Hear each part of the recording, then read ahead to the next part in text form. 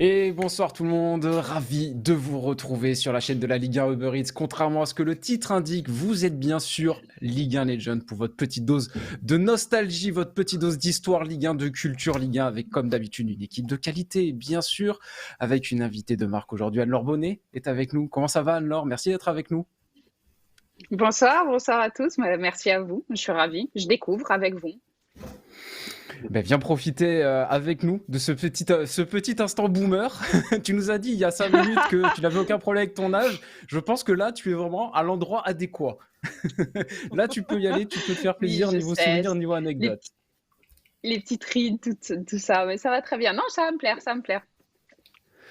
Samy, vous l'avez un petit peu plus déjà l'habitude de le voir sur cette chaîne, est avec nous. Encore un Parisien, bien sûr. Comment ça va? Ça va très bien, franchement, ça va mieux déjà que la dernière fois, et niveau santé, et très content, très content des sujets, et j'avoue que là on a un sujet bien old, bien Liga Legends, 2000-2001, donc là on est bien dans le thème, tu vois, c'était très appréciable à faire, et j'ai hâte de vous le présenter. Ouais. Et Adrien également est avec nous. Il n'avait pas pu être là pour la première. Il est de retour pour cette nouvelle saison. Comment ça va?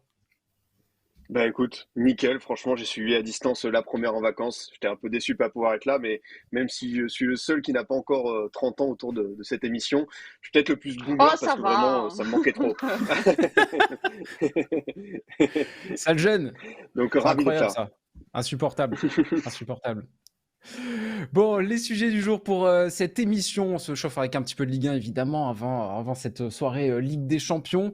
On va commencer avec un sujet sur Lille, sur le LOSC, le Lille qui nous fait plaisir cette année niveau jeu avec Paolo Fonseca qui nous a habitués sur ces 15-20 dernières années à de belles épopées, de belles équipes, des grands joueurs, du beau jeu. Mais comment tout ça a commencé? On va revenir à la genèse de cette belle progression en Ligue 1. Revenir dans le club qui nous a fait briller, c'est pas forcément un pari gagnant, c'est même souvent perdant, mais il y a eu quand même quelques retours assez incroyables. Adrien nous a fait un petit top 5. Après, on se fera notre petit match de légende, on revivra le OM PSG de 2017. Il est assez récent, mais je pense qu'on peut déjà dire que c'est un classique et qu'il est déjà dans la légende.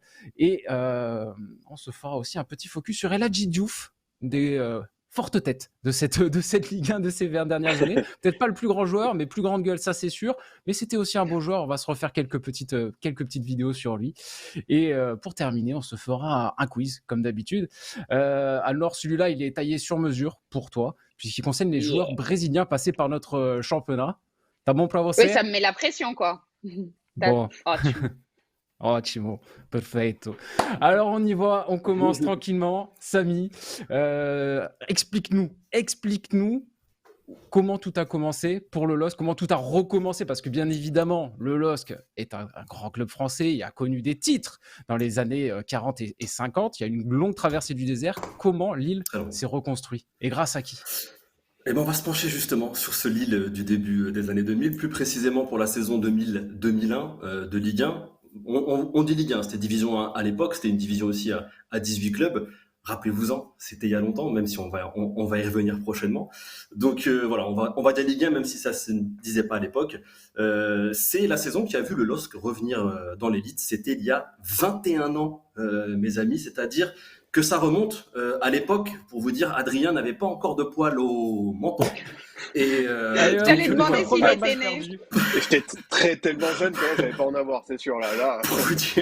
pour vous dire que ça remonte. Donc un peu de contexte, on va préciser tout cela. Lille n'est pas le club double champion de France que l'on a pu connaître ces 10 dernières années en Ligue 1. C'est une autre époque. Le Nord est dominé non pas par les marcheurs, mais par le RC Lens, qui est en pleine bourre.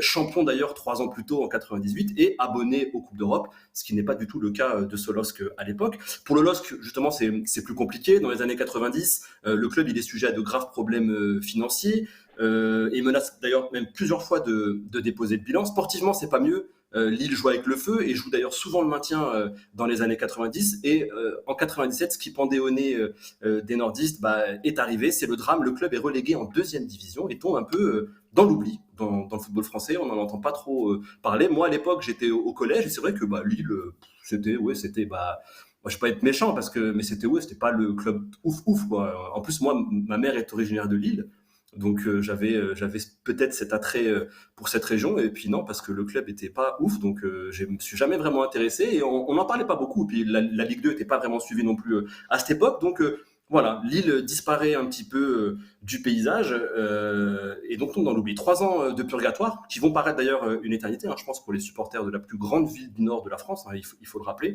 mais c'était un mal pour un bien, hein, quand même, car ce court passage en Ligue 2, eh ben, ça va être le début d'une formidable renaissance pour le club lillois. Donc nous sommes en août 2000. Le football français est au sommet de sa forme. Vous le savez très bien pourquoi. La France, elle a remporté avec brio l'Euro 2000. Magnifique finale. Pour moi, c'est mon plus gros souvenir en tant que supporter. Je sais pas si un jour je revivrai une émotion pareille, parce que c'était extraordinaire. T'as plus vibrer pour l'Euro 2000 que la Coupe du Monde Italiens. 98? Ah, tous les jours. Ah, mais l'Euro 2000, non, mais la finale de Sur le l'Euro 2000. scénario Non, mais le scénario, Ah il est oui, c'est improbable. Et je pense que c'est ce qui a, déjà, j'étais fan de foot, mais c'est ce qui a entériné le truc. Ah oui, j'étais contaminé, quoi. Ça t'a piqué définitivement. Ah non, mais c'était extra. J'avais 15 ans, j'ai C'était pleuré, quoi. magique, hein. C'était magnifique, magnifique. Donc voilà, donc très bel été, très bel été pour le football français. En plus, on avait un très beau champion avec le Monaco de la Mouchi, de Trezeguet, de Simonet. Voilà, vous vous en rappelez, c'était une belle équipe. Donc, qui s'est fait désosser au fur et à mesure des années, mais c'était une très très belle équipe. Donc voilà, le football français était florissant, et voilà, Lille revient dans l'élite un peu par la petite porte, personne n'en parle vraiment. Fraîchement promu en Ligue 1, le LOSC, il a dû patienter quand même 3 saisons avant de retrouver le plus haut niveau national. Ils sont champions de Ligue 2, donc ils arrivent quand même avec un certain bagage. Les Lillois, ils sont métamorphosés, avec à leur tête un homme bien connu des supporters canaris, l'ancien joueur, l'ancien Nantais, Vaïd Halilhodžić, qui a pris les rênes de l'équipe en septembre 98. Il a raté de peu la montée, ils ont fini 4e la saison où il arrive, et la saison d'après, il finit champion. Vaïd, il a rendu les choses beaucoup plus carrées. Il revient en France après avoir tout gagné au Maroc. Comme quoi, le Maroc, ça vous gagne. Avec le Raja Casablanca. Celui-là, ça c'était obligatoire. Avec le Raja Casablanca. Avec le Raja. Tu pourrais lui faire un sujet sur la Chine. C'est contractuel. Je ne l'ai pas inventé. Après, je ne dis pas qu'il a appris ses méthodes de succès là-bas, mais voilà, au Maroc, Raja Casablanca, là où il a tout gagné, dont la Ligue des champions africaine, le championnat marocain. Donc voilà, il arrive à Lille. 4e. On est en train de parler de la saison de Lille, là, c'est très fort. Oui, c'est vrai. On se focus. Et d'ailleurs, dernier petit truc par rapport au Maroc, il reviendra justement du Maroc avec Abdelil Lafami, le fameux stopper qui jouait au Raja. Il l'a ramené avec lui pour solidifier sa défense, et d'ailleurs, il deviendra un membre important de l'édifice défensif des Nordistes cette saison. L'effectif, il est globalement plutôt jeune. Il y a peu de joueurs qui ont connu le plus haut niveau, mais Vaïd, il va quand même réussir à faire passer en fait un message à son effectif qui se fera ressentir tout au long de la saison. C'est discipline et solidarité. C'est ce qui va vraiment caractériser cette équipe. Oui, ça ne fait pas rêver, mais bon, au moins ça amène des résultats. C'est du Vaïd. C'est du Vaïd. Voilà, c'est du Vaïd. C'est ce que j'allais dire. C'est quand même, c'est clairement lui là. Vous ne serez pas surpris, ça va être du Vaïd, c'est carré, c'est discipliné, c'est solidaire, et au final, vous verrez peut-être que ça fera un très bon résultat. Donc voilà, si aujourd'hui les noms qui composent l'effectif lillois vous disent tous quelque chose, il faut bien comprendre qu'à l'époque, c'était deux parfaits inconnus, ou presque. Alors bien sûr, si je vous dis les frères Chéroux, Dagui Bakary, Sylvain Ndiaye, Pascal Sigan, Mikel Beck, Fernando D'Amico, et son mulet à l'époque, c'était magnifique, je vous invite à aller le voir, c'était extraordinaire, et c'était vraiment magnifique. Johnny Ecker. Ça revient à la mode, hein. Tu vas peut-être en vexer certains sur le chat. Hein. C'est vrai. Gaffe, hein. Après, je ne juge pas, chacun fait ce qu'il veut. Non, ou encore Sterjovski, je ne sais pas si vous vous en rappelez, l'Australien. On comprend quand même.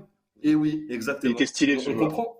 Il était stylé, exactement. D'ailleurs, c'est sa première saison avec Lille. Et on comprend pourquoi ce Lille-là, quand même, avait quand même de sacrés arguments. Mais au début de saison, personne ne les connaissait. On ne savait pas ce qu'il valait. On ne savait pas ce que ça allait donner par la suite. Et c'est pour ça que Lille allait réserver quelques surprises à ses adversaires. On commence. Le début de championnat est une réussite. On va voir les images petit à petit. Lille réussit à faire 7 points sur ses 3 premiers matchs et se retrouve surprenant leader. Pour un promu, c'est pas mal du tout. À la fin de la 3e journée de championnat, les Dogs, c'est le tube de l'été à cette époque, et c'est la belle surprise de ce début de saison. Loin d'avoir un jeu chatoyant, on va pas se mentir, le LOSC, il est très réaliste.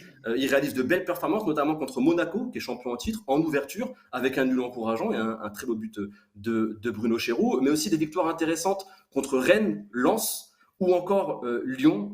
Donc voilà, c'est un premier tiers de championnat qui est un succès total quand même pour un club promu qui s'attendait vraiment à souffrir et jouer le maintien hein, pour ses retrouvailles avec l'élite. C'était un petit peu le projet de base. Et finalement, il se retrouve dans le haut du panier du foot français. Et surtout, il y a quelque chose qui se détache de cette équipe. Lille développe une âme. En fait, il y a une âme qui ressort, un style de victoire bien à eux, car en fait, durant les 2 premiers mois de compétition, Lille va être l'équipe qui revient le plus souvent au score et qui réussit à gagner par la suite la rencontre. Ça leur est arrivé 4 fois de suite durant les 2 premiers mois de compétition. Donc voilà, il y a quelque chose. C'est une équipe qui lâche rien. C'est une équipe qui, même si elle est dans le dur, elle va quand même réussir à se ressaisir et à inverser la situation. Donc voilà, il y a quelque chose qui se dégage. Donc voilà, les gens se prennent un peu aussi je dirais pas d'amour, mais d'affection pour cette équipe. Donc voilà, il y a quelque chose. On sent que c'est pas juste un promu venu jouer l'adversaire à battre. C'est une équipe qui au fur et à mesure, montre qu'il va falloir compter sur eux cette saison. Donc voilà, une marque de fabrique qui commence à... Oui. Si je peux t'interrompre, c'est juste en Bien plus sûr. le souvenir de leur stade Grémont-Préjoris qui était, Exactement. tu vois, quand ils ont basculé à Villeneuve-d'Ascq avec la piste d'athlétisme et tout, bon, c'était une autre atmosphère. Mais là, dans ce stade, il y avait un vrai truc, quoi. Genre, on dit En plus, souvent stade il Lens et l'avait tout, mais là, agrandi pour le coup, pour, il Ouais, l'avait ouais, agrandi pour revenir en Ligue 1. Ouais, Ouais. et c'est devenu une forteresse. C'était très très compliqué d'aller gagner à Grimont-Prégérousse. Il y avait vraiment quelque chose qui se créait, quoi. Les adversaires commençaient à craindre cette équipe lilloise. Il y avait une marque de fabrique qui commençait à se dessiner petit à petit, pardon. Et donc c'était ne rien lâcher. La patte Vaïd, elle était déjà bien présente. Bien sûr, vous devez le comprendre, il y a toujours un contre-coup quand on découvre le haut niveau. Dès lors, cette équipe de Lille, elle va se montrer quand même coriace à jouer. Hein. Attention, elle va réussir à se maintenir entre la 3e et la 6e place du championnat durant la deuxième partie de saison. Même si tout ne sera pas rose pour les nordistes, il faut bien l'avouer. L'apprentissage du très haut niveau, il est toujours très douloureux. On va voir normalement les images et ça passe parfois par des moments compliqués, des défaites notamment à Rennes, à Bordeaux, dédicace à Adrien. Regarde-moi ça. C'est pas beau ça Mais vous une fois avez qu'on vu a les déjà gens un début de contre Nice, merci. Ça Ah change. oui, c'est vrai. Ouais. Mais je crois qu'ils étaient pas en Ligue 1, donc c'était Pascal. compliqué. mais si tu regardes bien, regarde, tu vois que regarde, ils sont tous solidaires, ils se battent. Il y a quand même quelque chose qui se dégageait de cette équipe. Ils haïssaient la défaite et ça, c'était quand même impressionnant et ça se voyait sur le terrain. Donc, comme je disais, des défaites à Rennes, à Bordeaux et des points perdus aussi sur le fil contre Auxerre, comme vous l'avez vu avec Stéphane Guivarch, fraîchement champion du monde. Enfin, ça faisait déjà 2 ans, mais bon, il était champion du monde. Il l'a été, je vous le rappelle. Et voilà, donc Guingamp, encore Strasbourg. C'est pas bien, ça. C'est pas bien. Non, mais il l'a été. Non, mais certains oublient, mais parfois. Non, mais parfois, on se rappelle pas des Un peu de 23. respect pour Stéphane. Non, Guivarch, s'il te plaît. moi, je respecte et j'invite tout le monde à aller acheter ses piscines. Le truc, c'est que Guivarch, c'est pas celui qu'on cite en premier, comme Bernard Demed aussi. Il y a des joueurs qu'on a un peu oubliés. C'est une réalité sur les 23. Mais voilà, donc dédicace à eux et merci pour ce premier titre mondial. Big up. Donc voilà, ça fait un peu tâche. Ça fait un peu tâche sur la dynamique lilloise. Ils sont quand même 2e à la trêve hivernale. C'est quand même très très bien pour un promu. Mais le LOSC qui connaît un début d'année 2001 très médiocre, avec une élimination dans les 2 coupes nationales et notamment une défaite contre Bordeaux encore. Tu vois, Bordeaux c'était le poil à gratter de Lille cette saison, et aussi une défaite à 3 qui a fait beaucoup l'époque de mal. où Bordeaux était encore un vrai club, quoi. Ouais, il était encore un cadre déjà. Ouais. C'est vrai que je suis pas revenu la dernière fois que j'étais avec vous, j'étais en Ligue 1, quoi. Ça picote un petit peu, mais on revient bientôt. Peut-être. Mais ça, objectivement, ça fait mal au cœur, donc ouais. C'est vrai. C'est vrai. On avance. En toute honnêteté, oui, c'est vrai, allez, on passe. Et donc voilà, une défaite face à 3 qui a fait très mal, mais est-ce que les adversaires ont enfin réussi à comprendre ce promu un peu foufou qui semait la terreur sur les premiers mois de compétition? Lille est à un tournant de son championnat et la suite va s'annoncer rayonnante pour les Dogs. Je vous fais un petit suspense, car fin janvier, c'est 2 adversaires mythiques qui sont proposés aux Lillois, qui affrontent la SSE et le RC Lens. Et ces 2 matchs qui vont être fondateurs en fait dans la dynamique des Lillois, car en fait, LOSC remporte 2 succès probants, dont un cinglant 4-1 face au Vert avec un doublé de Dagui Bakary. À partir de là, Lille va dérouler sur la dernière partie du championnat de France et essayer de suivre le rythme infernal imposé par le FC Nantes et l'Olympique Lyonnais, tout en s'accrochant coûte que coûte à ce podium. Donc voilà, il y a des vrais objectifs. C'est pas facile parce que Lyon et Nantes maintiennent un très très gros niveau. On rappelle que Lille est un promu, que l'appétit vient en mangeant. À la base, c'était le maintien. Et voilà, c'est exactement ce qui est arrivé à cette formation nordiste. Ils se sont découverts des ambitions au fur et à mesure. Et voilà, Lille ajoute aussi 2 autres victimes de prestige à son palmarès, le PSG et l'Olympique de Marseille. Bon, c'était pas le PSG et c'était pas le meilleur PSG, c'était pas le meilleur Olympique de Marseille, mais ça reste quand même très beau ce but. Je me rappelle ce but de Giroud, il était extraordinaire, cette frappe de loin. Regardez, je pense qu'on va voir le ralenti. Regardez comment il la fouette. Il montrait déjà qu'il avait des qualités, Bruno Giroud, et on comprend la carrière qu'il a pu avoir par la suite. Regardez-moi ça. Ah bah Regardez-moi c'était cette un frappe. énorme espoir hein, à cette Ah époque-là, ouais. Bruno Chéroux. Bah, Ouais. d'ailleurs, il signe à Liverpool après, il Les me semble, bébés du dans la club. foulée. Oui, il fait encore un Ouais. an. Il fait encore un an. Ils font la C1. Je veux pas trop spoiler. Ils font la C1 et après il part. Donc voilà. Donc Mais le mec ne veut 2 pas spoiler victoires. des trucs qui sont passés il y a 20 ans Mais quand il même. nous hein. a Il y a c'est 20 ans. ça. Je monte ma chronique comme je veux, Alex. Ok. Ok, non, mais Non. je t'en Mais prie, c'est je t'en prie, parfait comme pardon. ça. Excuse-moi, Mais 2 excuse-moi victoires, Sam. donc il n'y a pas de souci. Deux victoires qui déjouent les pronostics et donc installent le LOSC un peu plus comme un sérieux prétendant à la Ligue des Champions. Et donc là, on approche le sprint final. Lille est toujours dans les cordes, vous l'avez bien compris, pour accrocher un strapotin européen. Le calendrier, il est corsé. Bordeaux, Auxerre, mais surtout Monaco à Louis II pour le dernier match de la saison. Donc voilà, on sait que ça va être assez compliqué pour cette équipe lilloise. Et avant, c'est pas moi qui l'invente, mais avant d'affronter cette dernière ligne droite, Vaïd décide d'emmener, parce qu'il y a une trêve internationale de 3 semaines, à l'époque ça existait comme ça, en mai, ils ont fait 3 semaines de trêve internationale, et donc qu'est-ce qu'il fait Vaïd? Il se dit, je vais emmener mes gars dans un endroit bien sympathique, où il y a la chaleur de vivre, ils partent en stage au Maroc, voilà, c'est bon, c'est pas moi qui l'invente, c'est une réalité, c'est une réalité. Non mais c'est comme ça, Bizarre. je ne l'invente pas. C'est Et ils ont... non, mais... pour ça que tu as proposé ce sujet en fait. je sais pas si c'est le thé, le couscous, mais en tout cas ils sont revenus bien déter. Et en plus de ça, là il y a une anecdote un peu moins triste, un peu plus triste, pardon. Ils ont appris aussi au même moment la terrible maladie de Christophe Pignol, qui a été atteint de leucémie. Tout va bien. Il a guéri après coup, mais il a dû prendre sa retraite. Mais c'est aussi quelque chose qui a vraiment solidifié tout l'effectif. Voilà, ils étaient tous en mode pour Christophe, et donc c'est quelque chose qui a été qui a créé un feu dans cette équipe et qui a permis de bien finir la saison. Voilà, donc c'est un vrai scénario Netflix, hein, je mens pas, vous pouvez vérifier, tout est vrai, et donc Bien voilà, sûr. c'est sur le rocher, on va voir les images, c'est sur le rocher que le LOSC va devoir jouer sa saison. 4e, Lille a 1 point de retard sur les Girondins de notre ami Adrien. 3e, qui se déplace à Metz. Le suspense est à son comble. Lille doit gagner et croiser les doigts pour décrocher le Saint Graal. Et ben les copains, c'est exactement ce qui va se passer. Voilà, on a compté sur Bordeaux. Exactement, Lille va se surpasser sur le terrain des champions en titre après un magnifique but de Perlade, vraiment beau. C'est Bruno Chéroux, l'enfant du club, qui, comme un symbole, doublera la mise à Louis II pour envoyer le LOSC en tour préliminaire de la Ligue des Champions. Tour préliminaire face à Parme, et Lille va gagner face à Parme et se qualifiera pour cette fameuse Ligue des Champions. Ce groupe venu de Ligue 2 C'était a l'époque où les franchi... clubs français. C'était Gagner l'époque passer où les les clubs barrages, français Ouais. se qualifiaient. Exactement. Ça, c'était avant. C'est la belle époque. Ça, comme c'était quoi, avant, hein. exactement. On a eu de la chance. Et donc voilà, donc c'est un groupe venu de Ligue 2 qui a franchi les étapes quand même à la vitesse de l'éclair, pour atteindre le plus haut niveau du football européen en seulement 1 an. Le début d'une nouvelle vie aussi pour le club lillois, parce qu'à partir de là, Lille deviendra 2 fois champion de France, vous le savez, en 2011 et en 2021, et participera aussi de manière récurrente maintenant aux Joutes européennes. Lille, c'est devenu maintenant un gros club français, c'est un club du top 6, top 7 français qui est régulièrement européen, et voilà, ils sont petit à petit devenus la nouvelle référence du football pro dans le nord de la France. Désolé nos amis les Lensois, mais voilà, il y a eu un passage de témoin.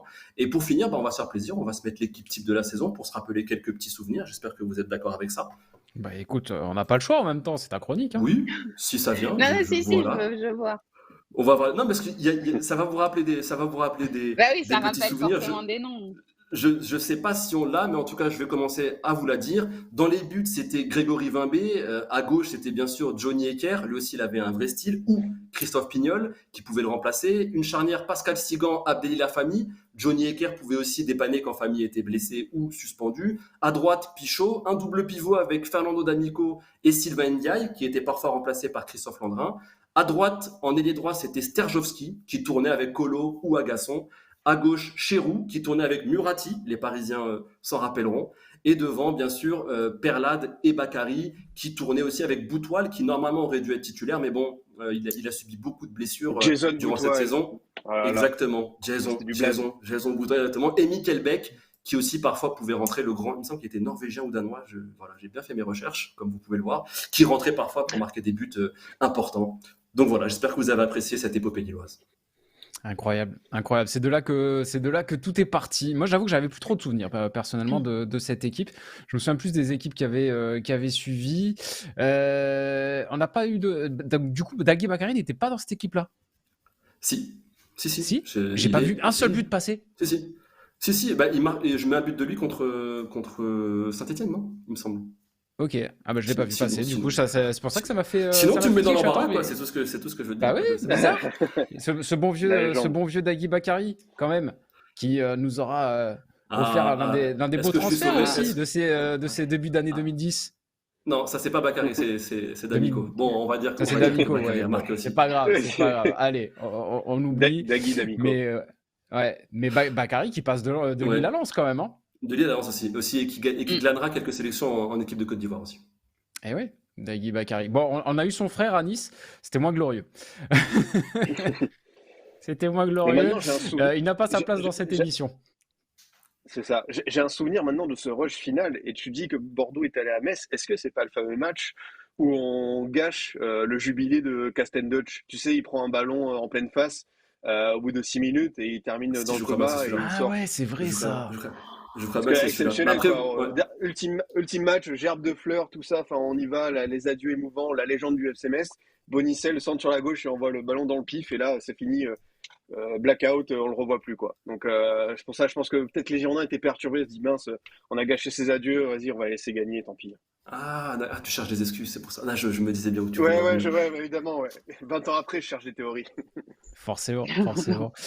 Makouyansky qui nous dit sur le chat, Johnny Hecker qui avait un certain style assez viril. Johnny Hecker qui a mis à la mode le plâtre au bras, le bandage au bras avant Benzema, on le rappelle, hein, bien sûr. Le grand Johnny Hecker qu'on a beaucoup vu après à Marseille. Je me souviens très très bien. T'as des souvenirs toi un petit peu Anne-Laure de cette équipe en particulier, un joueur qui t'a peut-être un petit peu marqué Moi, j'en ai pas beaucoup. J'ai eu la chance de travailler après avec trois des joueurs, avec Christophe Pignol. J'ai travaillé aussi avec les deux frères Cherou, et ça m'amuse de revoir ces images parce que c'est vrai que c'est des choses dont on a pu parler, des moments dont on a pu parler. C'est plutôt sympa de revoir ça. Et en revanche, il va falloir que je les taille un petit peu sur les maillots. Ces maillots larges là, c'est juste plus possible à voir, quoi. C'est une autre époque. Ah oui. On se rappelle de Ludovic Julie qui nous expliquait que même lui était en galère parce qu'il y avait jamais de maillot à sa taille. Qui était à chaque fois obligé de mettre du XL. Non, mais c'est qu'apparemment, il n'y avait vraiment pas de taille, en fait. Apparemment, c'était genre XL pour tout le monde. Et de revoir comment Vaïd, il a toujours eu ces mêmes idées d'entraîneur, ces mêmes idées tactiques. J'adore revoir ça parce qu'en fait, ça montre aussi, alors les plus jeunes, ce qui n'est pas mon cas, mais ça montre aussi qu'il y a quand même des entraîneurs qui ont une colonne vertébrale. Quand ils ont des idées, ils se battent avec, ils continuent avec, ils gagnent avec, ou plus ou moins, mais en tout cas, ils savent ce qu'ils font. Et Vaïd, ça fait partie des vraies personnalités qu'on a eues en Ligue 1. Et on nous demande combien de rouges a pris Johnny Hecker en carrière, plus ou moins que Cyril Roll. Alors, 75. À peu près. Je ne saurais pas te donner le chiffre exact, mais moins que Cyril Roll, puisque Cyril Roll, c'est le recordman. Donc ça c'est sûr. Mais bon, lui aussi, c'était un de nos plus beaux poètes, bien sûr. On s'en souvient bien. On a des souvenirs encore émus de ses plus beaux tacles, bien sûr. Finesse Quentin aussi avait un plat. Finesse technique. Ah bah oui, bien sûr. Mais ça n'empêchait pas d'être un très bon défenseur également. En tout cas, il y a du monde sur le chat, ça fait plaisir. Salut Bougebar, qui est très très chaud, l'ami Bougebar sur le chat. Et salut Sosoft qui nous dit c'est bien ici le rendez-vous pour parler de Nivet, Tainio et John Carew à la place de Mbappé. Oui, effectivement. C'est bien. Tu as tout compris, tu es à la bonne place. Bah ouais, il faut. Attends, alors, ce championnat a une belle histoire, il faut en parler. Écoute, on va passer au sujet suivant. Adri, tu nous as préparé un petit top 5, me semble-t-il. C'est bien ça. Si je vous dis les plus grands comebacks de l'histoire, forcément, vous pensez à Zidane en équipe de France, Michael Jordan aux Ouais. Chicago Bulls, JR dans Dallas ou encore Itachi dans Naruto. Mais là, pour le coup, on parle juste de Ligue des Talents, donc on va se focaliser sur quelques noms bien sympathiques. J'en ai sélectionné 5. Évidemment, j'ai eu votre accord parce que je pouvais pas faire n'importe quoi. Mais honnêtement, c'était des joueurs qui étaient du côté de. Il y en a de Marseille, il y a un Lyonnais, il y a un Bordelais, il y a un Monégasque, donc il y en a pour tous les goûts. Désolé si pour mes amis peut-être parisiens, mais j'ai pas forcément trouvé. On a eu un petit débat, est-ce que Anelka et tout, mais Anelka peut pas être top 5 des comebacks. Son histoire est Non. trop particulière Non. pour l'inclure. Ouais. Non. Amaury, si tu peux lancer le premier. Alors, si je vous dis que c'est un joueur qui est revenu en Ligue 1 par une petite porte, qui a joué du côté du Vélodrome avec un maillot vert, est-ce que ça vous dit quelque chose ou pas? Qui a joué au Vélodrome avec un maillot vert. Style Maillot Malbranck. vert. C'est un pur lyonnais. Style Après, il Malbranck. triche, il voit les images. Style Style Malbranck. Malbranck, ouais. Ah bah oui, il y a Ah les ouais, images, t'as bah oui. triché. Je Ah bah me oui, disais, bon, bah. Mais pourquoi au Vélodrome Non, mais bien, particulièrement en fait? C'est l'énoncé là qui qui Ouais, m'induit un peu en erreur. Steve c'était. Malbranck est revenu en Ligue 1, d'abord à Saint-Etienne, avant de revenir Uh-huh. à l'OL où il avait démarré, où il avait fait sa petite période sympathique. Il a fait sa carrière en Angleterre, on se souvient, à Tottenham, à Fulham. Sunderland, à Fulham. Et puis Saint-Etienne tente le pari de le faire revenir. En fait, ils sont pas à l'aise, donc voilà, il joue qu'une demi-heure finalement au Vélodrome contre Marseille. Il prend une année sabbatique et finalement l'OL décide de le relancer. Et ça va plutôt bien marcher pour lui parce que voilà, au cours de Mmh. ces saisons, C'est vrai. il va être un élément un peu pivot. Mais Mm. vraiment, je me suis cherché les archives, je dis putain, mais pourquoi il y a Malbranck, il y a un match Marseille-Saint-Etienne, et j'avais totalement oublié cet épisode où en fait il y a eu un comeback raté de Malbranck en Ligue 1. Par contre, celui à l'OL va vraiment bien matcher parce que ce soit avec Rémi Garde ou Hubert Fournier, en fait Malbranck ça a été un très bon joueur parce que il y avait cette année au l'OL dont on parle encore aujourd'hui, mais lui pour le coup pour encadrer la génération naissante des Lacazette Tolisso avant que ce soit eux qui prennent le flambeau cette saison. Ça a été lui aussi un guide, un sage, parce qu'il est revenu en Ligue 1 du côté de Gerland à la trentaine. Et c'est vrai que ça a été un bon joueur, on va dire, d'équilibre. C'est-à-dire qu'au niveau des statistiques, Malbranck, ça n'a jamais été un joueur au-dessus de la moyenne, qui a fait des choses hors normes en termes de but et de passif. Par contre, c'était quelqu'un qui sentait extrêmement bien le jeu, qui était là pour Ouais. rassurer, encadrer tous ces On jeunes peut lui faire partenaires, tous ces confiance. jeunes gones. Et à un autre Exactement. poste en C'est plus. le rôle, Il était à un autre poste parce que Malbranck, quand il commence en Ligue 1, il est ailier vif, dribbleur, il percute, et il revient à Lyon exactement. en tant que relayeur. Il joue de son expérience justement, et c'est là où c'est impressionnant ce retour aussi. Il a reculé comme Beckham et c'est vrai que ça lui a permis de faire de belles Pareil. choses. J'ai tenté la comparaison, je voulais La voir même. si y avait- La même. c'était réceptif. Ça passe, ça Et passe. non, Là, mais le je me même disais, pied droit, le voilà, même pied droit. pourquoi pas. Donc voilà, c'est vrai que Malbranck à l'OL, ça a plutôt été une bonne chose. Il y a eu des belles campagnes européennes. Il y a eu vraiment, voilà, le public en tout cas a adhéré, ses entraîneurs aussi. Et finalement, il a fait encore une saison en Ligue 1. Alors celle-ci était plus anecdotique du côté de Caen. Et enfin, il a terminé dans la région lyonnaise, dans un club amateur, il y a quelques années de cela. Mais voilà, un comeback que je trouve réussi parce que honnêtement, là, les joueurs suivants, notamment les trois premiers, par leur figure, par leur stats, ça va être au-dessus. Mais je trouve que Malbranck, c'était la très très bonne idée d'aller le chercher C'est vrai. après sa petite période de doute post-Saint-Etienne et de le relancer. Ouais, joueur très fin techniquement, très ça intelligent, match c'est pas. vraiment le souvenir que j'ai. Mais c'est vrai que quand il revient, tu sens qu'il est quand même déjà un petit peu sur la fin de sa carrière, et c'est pour ça, je pense aussi que ça n'a pas duré si longtemps que ça avec l'OL. Mais j'ai le souvenir quand même que c'était un joueur particulièrement apprécié à l'époque à Gerland. C'était vraiment un très très très beau joueur. Moi, j'aimais beaucoup, moi, Steve Malbranck pour le coup, en termes de style en tout cas. Et puis déjà, Et un c'était mec un qui super s'appelle Steve, j'en ai interlocuteur. jamais vu. Vas-y, Anne-Laure. C'était un super interlocuteur pour les interviews. C'était quelqu'un qui expliquait bien les situations, qui les voyait bien, qui était assez lucide sur ce qui se passait pendant un match. Un bon client. Un vrai bon client. Ok, comeback suivant, Adri. Bon, bah voilà, je porte un maillot, je vais faire plaisir, hein, forcément. Je pouvais pas ne pas y échapper. Hein. Je sais qu'on vous manque en Ligue 1, voilà, donc on va mettre Bien sûr. des petites images.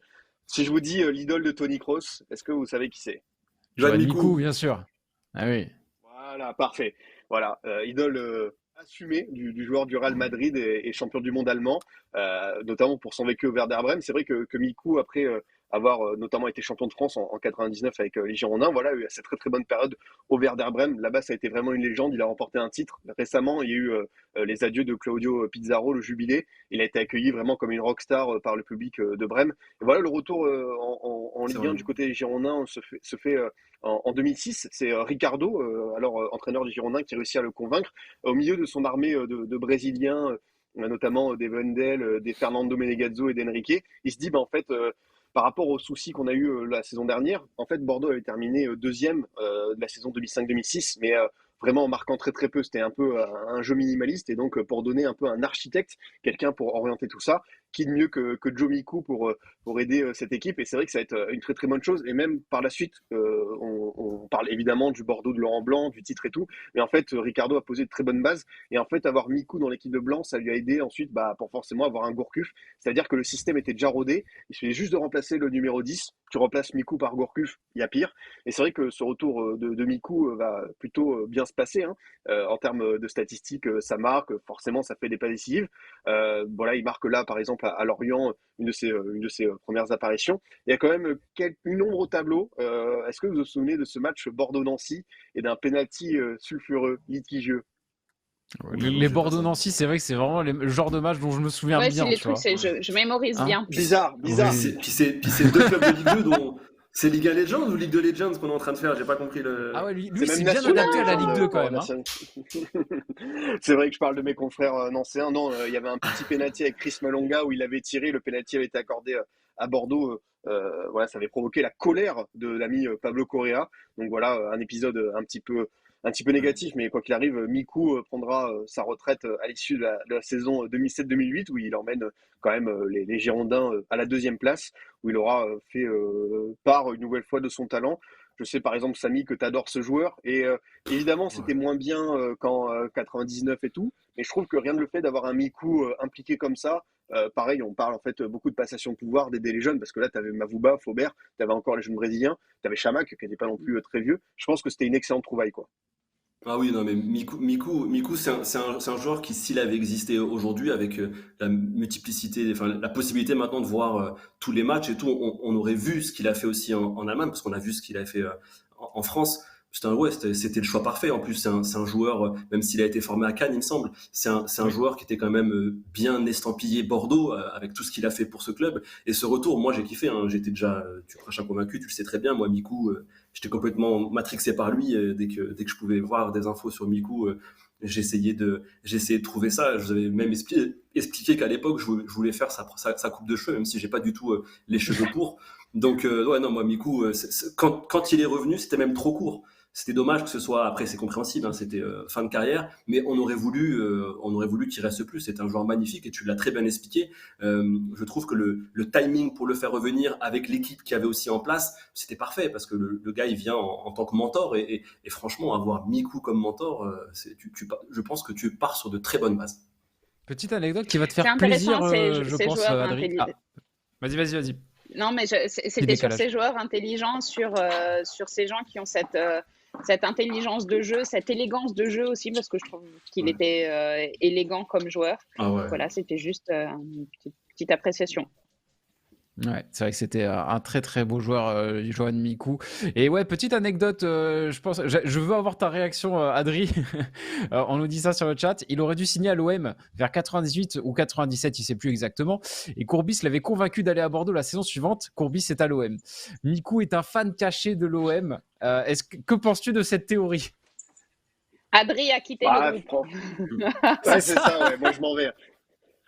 Il C'est y a faux, pas des c'est matchs de faux. Ligue 2 le mercredi et tout, je suis perdu. Non, je sais pas. Oui, après, sur les passions cachées. Après Miku, quand on l'interroge sur l'actu du club, il réagit toujours et tout, parce qu'il est quand même estampillé Bordeaux. Mais par exemple, tu vois, dans le Conseil des sages qui a été récemment nommé, il n'y était pas. Et bon, moi, voilà, on sait hein, que c'est toujours compliqué les relations Bordeaux-OM et quelques petites passerelles qui se font. Je rappelle quand même que Jean-Pierre Papin, qui est évidemment identifié absolument Girondin de Bordeaux dans l'esprit de tout le monde, hein, je ne vous cache pas, C'est vrai. a été nommé ambassadeur Bien du sûr. club à l'époque des Américains, à Bordeaux. Voilà. Comme La quoi, hein, petite vengeance. tout va bien. Ouais, mais Ouais, c'est moi ça. j'y crois pas, perso, hein. Moi, j'y crois pas. Je dis non. Business is business. Portrait suivant. écoute, on vient de parler de l'Olympique de Marseille. On va y rester pour les deux joueurs suivants, avec au phénoménal, au cage, Steve Mandanda, avant de partir du côté de Rennes pour cette saison. On oublie peut-être des fois que Steve Mandanda a eu une petite pause avec l'OM.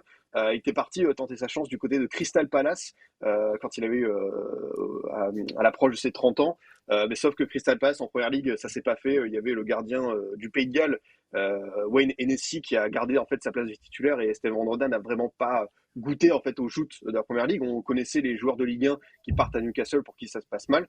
C'est vrai que pour Steven Mandanda aussi du côté de Crystal Palace, ça n'a jamais pris. Et finalement, voilà, son remplaçant Yohan Pelé a fait le job, mais on sentait que l'OM retrouve un petit peu d'allant. Voilà, l'Albatros évidemment, l'ancien gardien du Mans.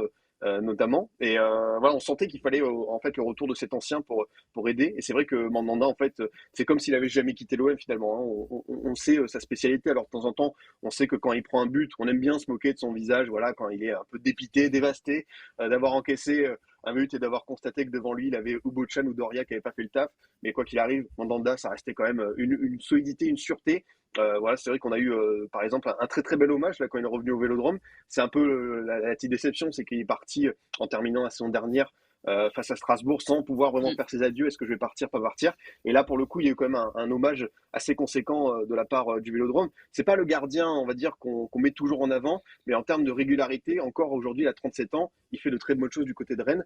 À Marseille il n'y a jamais eu vraiment, tu vois, de période, on va dire, négative absolue pour lui. C'est-à-dire à quel point il a fait le job depuis ses débuts, quand il avait pris la place de Cédric Carasso qui a eu sa grosse blessure. Ouais. Ouais, mais moi, je me souviens bien de ce passage à Crystal Palace parce qu'il m'aidait bien dans les débats. Parce qu'à l'époque, moi, évidemment, je prêchais pour ma paroisse dans les débats Lloris Mandanda. Et j'ai regardé votre Mandanda là, qui s'impose même pas à Crystal Palace. L'argument était tout trouvé, c'était terminé. Mais après, c'est À Crystal jamais Palace, évident il ce vaut genre mieux y aller. Quand on est français, il vaut mieux y aller comme entraîneur à Crystal Palace. Mais Mandanda, en fait, quand tu dis que c'est un joueur dont c'est un gardien, c'est vrai qu'on en parle. On n'en a pas peut-être assez parlé. C'est un gars qui travaille, peut-être parce que c'est aussi une personnalité assez discrète. Quand il a quelque chose à dire, il a visiblement plutôt l'habitude de le dire dans le vestiaire et pas faire des grandes déclarations. Il en fait de temps en temps, il fait quelques sorties, mais c'est pas quelqu'un qui se met beaucoup en avant. Pour moi, c'est le profil du mec qui bosse. Ouais, c'est discret, leader, mais discret. Non, le joueur vraiment important de l'OM, iconique. Hein. Je pense qu'on peut le dire. C'est une icône de l'OM. C'est quand même un joueur qu'on a appelé El Phénoméno. Hein. Pour appeler un gardien El Phénoméno, faut quand même y aller, je pense. Hein. Non, mais c'est vrai. Faut pas aimer le football. Non, je Allez, pensive. non, mais c'est quand même aussi. On connaît la mesure marseillaise après. C'est ça. Mais après, il y a peu de gens qui savent aussi qu'il a été titulaire aussi en équipe de France et qui s'est fait dépasser par le riche. J'en parlais avec un petit jeune il n'y a pas longtemps et je lui disais, mais tu sais que Mandanda, à un moment donné, il était numéro 1 de l'équipe de France pendant presque un an. Il a été numéro 1. Sans que ça Ouais, quasiment dans les cages des Bleus. Ah oui, toi, t'es pro Loris jusqu'à la mort, quoi. Y a pas de. Tant que ça. C'est une question. J'avais pas le souvenir qu'il ait été à peu près numéro 1. Allez, 10 mois.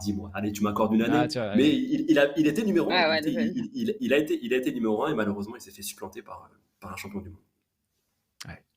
Peut-être pas malheureusement. À la base, c'était une chronique hommage à Mandanda. Hein. C'est là, entre l'histoire parisienne, l'Alliance, là, on essaie quand même de le valoriser, quoi, là. J'ai sorti mon plus beau maillot de Nice, là c'est bon. Moi, tu me parles Mandanda, je pense Lloris, j'ai tous les débats de l'époque qui ressortent. Hein. Attendez, le combat n'est pas terminé. c'est quand même un gardien très, très complet. Hein. Franchement, c'est compliqué de trouver des défauts. Et c'est vrai que peut-être au niveau international, il aurait mérité mieux, mais il a une énorme carrière. Hein. Attention. Bah bien sûr, monstre de notre Ligue 1, non, absolument pas douter. Je vois qu'il y a de plus en plus de monde sur le chat. N'hésitez pas, hein, s'il y a d'autres retours qui vous ont marqué dans vos clubs ou dans d'autres. N'hésitez pas, si vous avez des petites anecdotes par rapport au sujet. N'hésitez pas à participer avec nous. Ça sera lu avec grand plaisir. Mais en attendant, Adri, t'en as encore un ou deux autres sous le coude, il me semble. C'est ça. On termine avec. On termine, mais on va sur le deuxième. On reste du côté de Marseille avec Florian Thauvin, Flotov. J'ai parlé tout à l'heure de Newcastle. Voilà, il a lui aussi expérimenté Châteauneuf et ses aléas, ses soucis. En fait, là-bas, ça n'a jamais vraiment pris. Il a seulement joué quelques matchs soit en Coupe de la Ligue, vraiment très très peu d'entrées en PL même. Et voilà, en fait, il revient dès la saison 2015-2016 à l'hiver sous Mitchell. Alors là, pour le coup, c'est pas un comeback immédiatement réussi parce qu'il met que 2 buts sur cette période-là. Ouais, mais attends, Notamment, ça se passe c'est pas la très période bien. Mitchell. Il y a quand même une Voilà. excuse. Ah, mais la période Mitchell, enfin, on en reparlera plus tard, mais le fameux match 5-2 où Rennes gagne avec Dembous qui est en folie. Rennes met 3-0 au bout d'un quart d'heure et Thauvin réduit le score à 3-1 et fait genre allez le public avec moi, il se fait siffler. Donc tu vois, il y a pas, il y a des débuts, il y a des retours qui sont un peu délicats, mais voilà, on connaît la force de caractère de Florent Thauvin. On sait qu'il est passé par voilà des moments assez compliqués, notamment son départ du LOSC précipité. Et en fait à Marseille, ça a été on va dire un retour progressif vraiment dès la saison 2016-2017, ça va mieux. Et forcément, j'ai envie de citer la saison 2017-2018 qui va le conduire en équipe de France. Alors évidemment, ce ne sera pas un titulaire de Didier Deschamps, mais il fait partie des 23 champions du monde. Oui, Thauvin peut dire il est champion du monde aujourd'hui. Voilà, il peut Et avoir il a cette joué. fierté. Et surtout, il termine. Il a joué notamment. Bah, moi, c'est un des Il a plus joué. grands SI. France-Argentine, il rentre. Agüero rate le coche 4-4. On joue la prolongation avec Thauvin, qu'est-ce qui se passe? Je me suis toujours demandé comment aurait tourné ce match. Voilà, c'est petit moment théorie. Voilà, j'ai envie de savoir comment est-ce que ça aurait Ok. terminé cette histoire. Mais voilà, c'est vrai que sa saison Il n'y aurait pas eu, 2017-2018, il y aurait pas eu de 22 but buts. de VG Dream. La tête d'Anne-Laure sur cette théorie est quand même priceless. Je veux pas dire. Elle a tout Non, dit mais sans ouvrir la bouche. Non, d'accord, ok. Ouais, moi j'adore Flo Thauvin, donc je suis une grande fan de Thauvin, donc c'est pas moi qui vais en dire du mal. On dirait que j'aime tout le monde, mais en fait pas du tout. Mais Florian Thauvin, vraiment, c'est un Bah super justement, on a garçon. préparé une petite C'est chronique. On veut savoir les joueurs que tu n'aimes pas. Avoue-nous tout maintenant. non, il y en a, mais pas Thauvin. C'est, je trouve que ça a été très injuste son retour quand on lui mettait beaucoup de choses sur le dos. C'était assez dur. Après, le public du Vélodrome, c'est sans doute l'un des plus beaux publics de France, mais c'est aussi l'un des plus exigeants et il pardonne absolument rien. Donc, il a un peu souffert, mais bah, ça reste un chouchou, hein. Vraiment un super garçon. Je vais même en Non, rajouter un petit peu c'est marrant. aussi dans Ouais, ce vas-y. sens-là, c'est que pour moi, Florian Thauvin, c'est un joueur qui a un peu souffert d'un délit de sale gueule et qui, on a toujours eu un peu tendance à amenuiser ses performances, même quand elles étaient extraordinaires, même quand il fait une saison à plus de 20 buts, bah, ça passe un petit peu à travers. Je trouve que c'est un joueur qu'on n'a pas forcément toujours su apprécier à sa juste valeur. Alors, Valoriser. certainement par clubisme, peut-être aussi pour cette histoire avec Mm. voilà, ce faux transfert à Lille, voilà, ça a un petit peu entaché sa réputation. Mais je trouve que globalement, c'était vraiment un excellent joueur de Ligue 1. Et je trouve qu'on n'en a pas assez fait avec lui. Je trouve qu'il aurait mérité un petit peu plus d'éloges à l'époque. Ouais, mais Qui soit que je suis, j'ai aucun problème à le dire. c'est peut-être aussi un petit peu de la déception parce que même s'il a une énorme carrière, attention, champion du monde, tu l'as dit, il fait une saison c'est quoi, c'est plus de 20 buts et plus de 10 passes, c'est ça 22 buts. en Ligue 1? 22 buts, Donc ouais, voilà, donc oui, il 2017-2018. fait une saison référence, mais le problème c'est que là, il fait une saison référence. Et le problème avec Thauvin, c'est que vu ce qu'il montre à Bastia, il y a des attentes énormes sur lui. Faut rappeler ce qu'il faisait à Bastia. Il prenait la balle du milieu de terrain, il driblait 7 joueurs, il arrivait devant le but. Enfin, il faisait des folies. Et c'est vrai que peut-être que je peux comprendre que des gens en espéraient plus. Voilà, tout simplement. Même s'il a beaucoup donné, attention. Moi aussi, c'est un joueur que j'apprécie beaucoup, mais peut-être que c'est un joueur qu'on voulait peut-être plus et de manière plus régulière. Je crois qu'il y a quelqu'un qui est en train de se faire livrer une Il y a pizza, un quelque livreur. chose. Ouais. C'est quelqu'un qui sonne chez moi pendant que je parle en plus, donc je sais pas. Voilà. C'est abusé. Très bien. Le mec se fait des petites ça. commandes Uber Eats, hein, bien sûr. Le mec est corporate jusqu'au bout sur cette chaîne. C'est magnifique. C'est absolument bravo. Bien joué, Vraiment bien bravo joué. pour ce professionnalisme. C'est incroyable, vraiment. Salut Viking, salut Nemesis. Il y a du monde encore qui arrive sur le chat. Ça fait plaisir. C'est vrai qu'en termes de retour, Payet, c'est fort. Est-ce que ce serait pas d'ailleurs le suivant, ça? Moi, j'ai choisi un autre, Falcao. Ah ouais? Ah, je pensais que tu l'avais mis Payet, tu vois. Bah, je voulais pas faire trop de Marseillais, je voulais changer et tout pour pas faire Ouais. que ce prisme-là. Donc le chat peut m'insulter, mais je pense que Falcao, c'est le plus beau en termes de rayonnement, en termes tout simplement, enfin de rebond. On n'a jamais vu ça, quoi. En contexte, voilà, Monaco passe dans une autre dimension au début des années 2010, remonte en Ligue 1 avec un budget transfert inouï, Rames, Moutinho, Kondogbia et donc Falcao. L'histoire commence bien lors de la saison Andrea 2013-2014, Raggi. puis Pardon. Ouais, c'est le mec qui commence à aller trop loin. Et un match en Coupe de France arrête un petit peu cet élan Chasselet où voilà, en gros, Falcao se fait les croisés. Il s'ensuit pour le joueur en question des menaces, même par les FARC, parce que forcément, il y a la Coupe du Monde qui arrive au Brésil et du coup, tout le monde s'inquiète. Et Falcao, finalement, voilà, va avoir beaucoup de mal à revenir. Et au départ, on se dit, bon, est-ce qu'il va rester en Ligue 1 et tout? Finalement, c'est la première ligue qui tente le coup avec 2 prêts consécutifs. Si je vous dis Manchester United, flop. Si je vous dis Chelsea, flop également. On n'y échappe pas.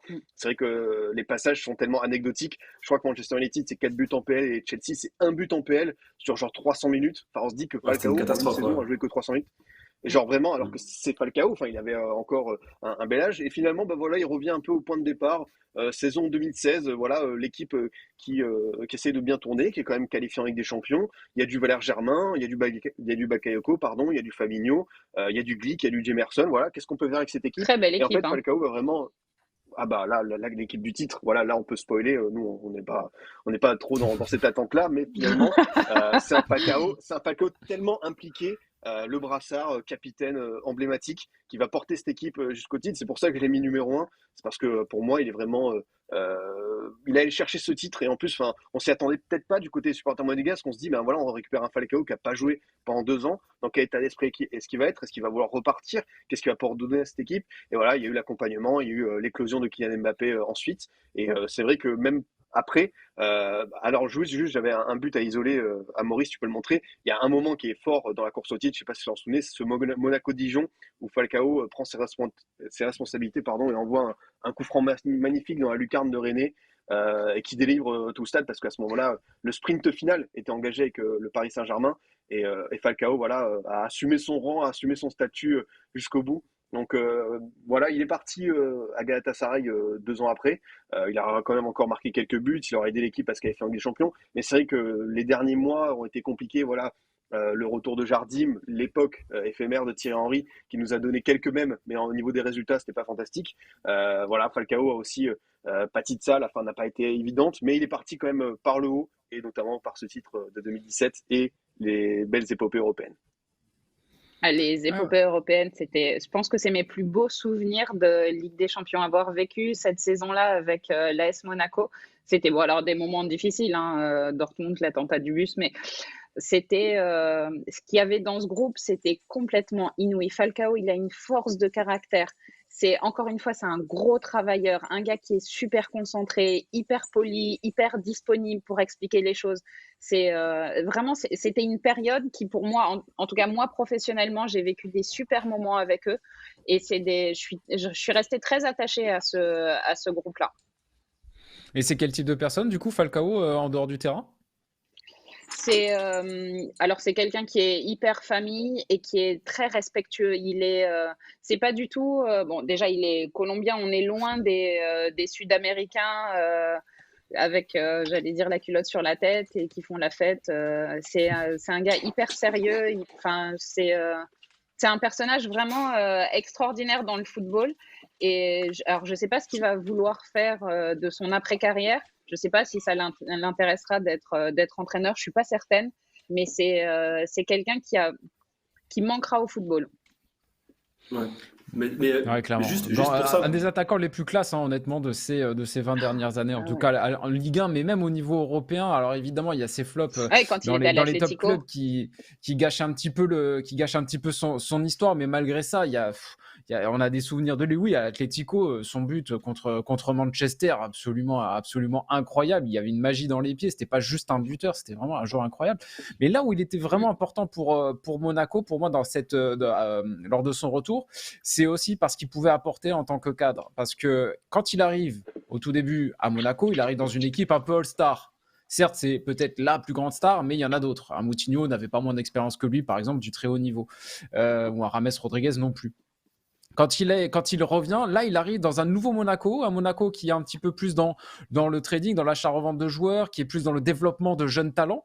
Et Falcao a un petit peu ce rôle de grand frère, de cadre de l'équipe. C'est le joueur d'expérience, le joueur qui, dans cette équipe-là, savait ce que c'était de gagner des titres, avait l'expérience européenne.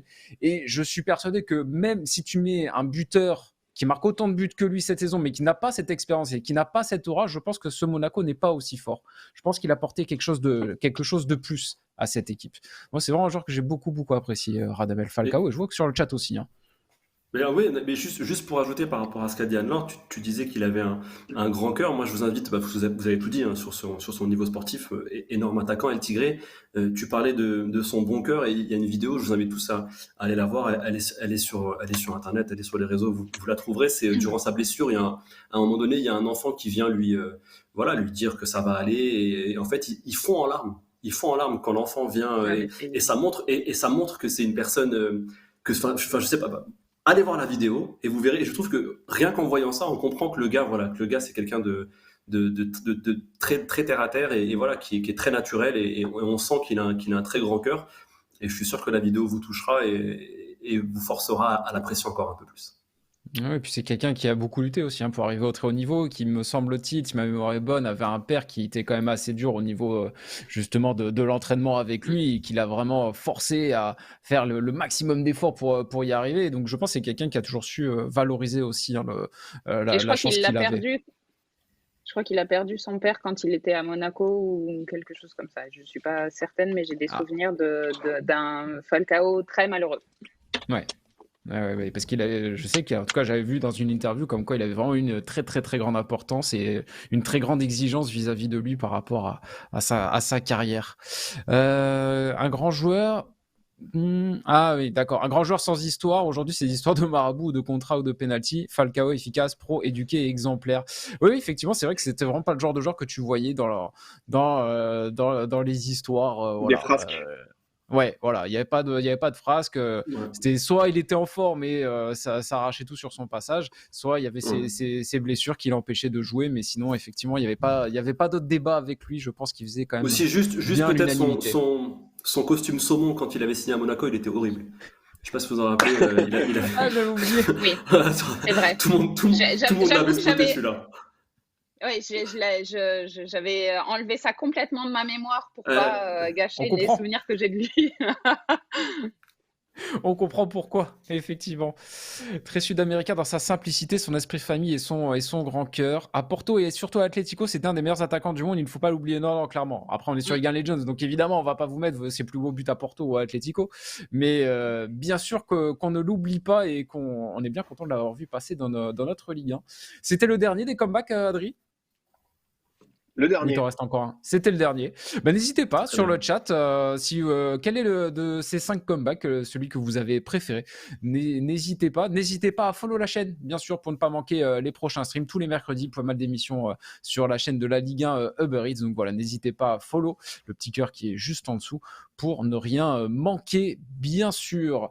Maintenant, on va se faire un petit match. Bon, pas en entier, hein, bien sûr, hein, mais on va se faire un petit match de légende, le classique, puisqu'on se chauffe un petit peu avant celui de ce week-end, le classique OM-PSG de 2017. Bon, tout à l'heure, quand j'en ai parlé, vous avez de suite vu lequel c'était, parce que forcément, celui-là, on s'en souvient très très bien. Il est déjà dans la légende, même s'il est assez récent. Mais on va quand même se le refaire en images et en chronique. Samy ? Oui. Voilà, j'étais très content de faire ça. C'était un très beau match. Une équipe qui me tient à cœur. Je pense que c'est un match un peu plus compliqué à gérer pour les supporters marseillais, mais ça va aller, vous inquiétez pas. Je vais y aller en douceur. Promis, je vais pas troller. Donc nous sommes en octobre 2017. Vous pouvez aussi vous dire que c'est l'année où Paris a subi la remontada, parce que quelques mois auparavant, Barcelone réussissait à éliminer le Paris Saint-Germain en Ligue des Champions. Donc voilà, tout le monde a pris sa part durant cette année. C'est le 22 octobre, plus précisément, un dimanche soir d'automne comme on les aime. Vous savez bien, il commence à faire un peu froid dehors, mais l'idée du classique nous réchauffe toute la journée. Moi, personnellement, à cette époque, j'attendais cette affiche. Vraiment, j'avais l'impression que ça allait durer une éternité. Je voulais vraiment voir ce match. En plus, c'était un Paris Saint-Germain qui était quand même bien costaud à cette époque. l'OM, ça a toujours la même saveur, un classique pour un supporter du PSG ? Oui, quand même. En plus, quand tu recrutes en juillet Mbappé et Neymar, ça te donne envie quand même de de les essayer, tu vois, d'essayer de jouer au Vélodrome. Tu vois ce que je veux dire ou quoi? Je devine un certain plaisir sadique, oui, effectivement. On voulait voir ce qui allait se passer. C'était leur premier classique aux deux, donc il y avait une certaine attraction sur ce match. En plus, l'OM, il restait sur 4 défaites de suite à domicile contre le Paris Saint-Germain. À cette époque, Paris, son premier rouge sur la Ligue 1, c'est le PSG d'Emery qui tape tout le monde. Hein. Il n'y avait personne qui réussissait à les embêter, que ce soit en C1 ou en Ligue 1 à cette époque. Donc voilà, c'était large leader de championnat. On est au mois d'octobre en même temps. Hein. Oui, mais ça compte. C'est au mois d'octobre. Ça compte toujours. Donc ils étaient invaincus. Et donc, comme je l'ai dit, gonflés par l'arrivée du prodige Kiki et de l'artiste brésilien Neymar. Donc ils se rendent dans un vélodrome chez un OM qui est 5e de Ligue 1, qui bataille un peu. Il se cherche encore sous les ordres de Rudy Garcia. C'est pas folichon. On va s'avouer, c'est pas folichon. Mais voilà, autant vous dire que ça sentait plutôt la boucherie. Enfin, en tout cas, moi de mon côté, pour nos amis sudistes. Et pourtant, les choses, elles vont pas se dérouler comme prévu. Vous voyez, on peut être arrogant, mais finalement, ça va pas se passer comme prévu pour les joueurs de la capitale. Nonchalance, arrogance, ou simplement un très bon OM en face. On en discutera ensemble à la fin de cette chronique, mais voilà, vos avis seront intéressants. On commence d'abord par les compos. On va commencer par la compo de l'OM qui recevait. C'était un 4-2-3-1 avec Mandanda, une défense Mandanda, Amavi à gauche, Rolando Rami en charnière centrale, Sakai à droite, un double pivot Gustavo Zambo Anguissa, et une attaque composée donc de Ocampos à gauche, Payet en numéro 10, Thauvin à droite, et le grand attaquant Mitroglou devant. On passe ensuite à la compo du Paris Saint-Germain, classe, efficace, un 4-3-3 avec Areola, j'ai vraiment écrit Areola dans les buts, Kurzawa à gauche, la charnière brésilienne Thiago Silva, Marquinhos, Meunier à droite, un milieu à 3 avec Rabiot, Thiago Motta, Verratti, et une attaque bien sûr, Neymar à gauche, Cavani numéro 9 et Mbappé à droite. Ça sentait quand même très très bon. Du côté parisien, c'est très solide et ça reste quand même aussi intéressant côté marseillais, parce qu'on peut chambrer, mais le double pivot Zambo, Luis Gustavo, voilà, ça peut s'avérer redoutable, surtout si ça avait été le Zambo d'aujourd'hui. Ça aurait été alors ça, très par contre, compliqué. faut en parler 2 petites minutes, petite parenthèse, mais l'évolution de Zambo Anguissa, c'est quand même quelque chose. Impressionnant. La progression technique de ce joueur, c'est incroyable. Vraiment. Tu vois sa finale d'Europa League où il est catastrophique, il n'est pas juste techniquement, et d'ailleurs il coûte un but à l'OM, et quand tu vois maintenant ce qu'il réalise, même avec l'équipe du Cameroun et avec Naples, donc vraiment, j'aurais pas misé 1 euro sur cette progression, en tout cas pas au niveau technique. Vraiment, je sais pas si c'est son passage à Villarreal ou quoi, je sais pas, mais vraiment c'est à saluer, chapeau à lui. Fulham, je crois que ça l'a bien aidé en PL. Mais à Naples, il a vraiment pris une dimension de patron du milieu de terrain. C'est un il est incroyable, en Serie A. Ouais. Et en fait, il termine très très belles actions aussi. Enfin, il va au bout. Et c'est waouh. Mais c'est fou de passer de troller en Ligue 1 pour justement sa faiblesse technique. Non, mais en gros, c'est vrai. En gros, Zambo, c'était une blague. À un moment donné, c'était une blague. Et le gars, il devient, quand on voit ce qu'il fait, surtout maintenant ce qu'il fait cette année, même en Ligue des Champions avec Naples, c'est le jour et la nuit. Donc tout est prêt pour un gros match. J'espère que vous êtes prêts aussi. Et de toute façon, on sentait même avant même le début de la rencontre, on va voir les images, on va voir l'ambiance dans le stade Vélodrome. On se rend tout de suite compte de l'ambiance, exceptionnelle qui règne au Vélodrome. Les 4 défaites de rang, les supporters marseillais n'en ont rien à faire. Ça n'a aucune importance. Ils y croient dur comme fer, et ils pensent que leur équipe peut le faire. Hein. C'est tout à fait respectable. Et ça commence d'ailleurs assez vite, dès la 17e minute, quand Luis Gustavo allume la première mèche d'une frappe lointaine qui fait exploser le Vélodrome. Areola, il n'est pas content, c'est normal, on peut le comprendre. Regardez la défense, on va voir la défense énergique de Verratti au moment de la frappe. On sent qu'il est concentré, qu'il met tout. Regardez-moi ça.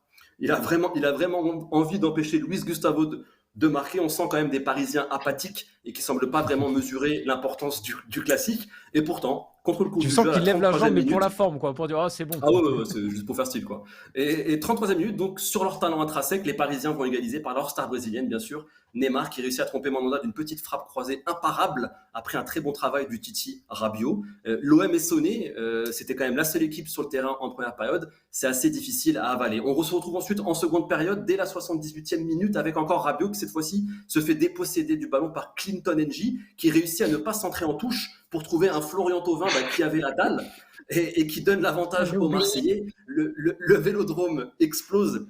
Ça sent pas bon cette histoire pour le Paris Saint-Germain. Il reste peu de temps. C'est très compliqué, c'est quand même bien exécuté. On voit le geste de Thauvin, c'est quand même très carré et il reste que 10 minutes. C'est dur pour Paris. Et en plus, surtout que 9 minutes plus tard, c'est Neymar qui refait parler de lui, mais pas pour ses qualités footballistiques, comme vous pouvez le voir.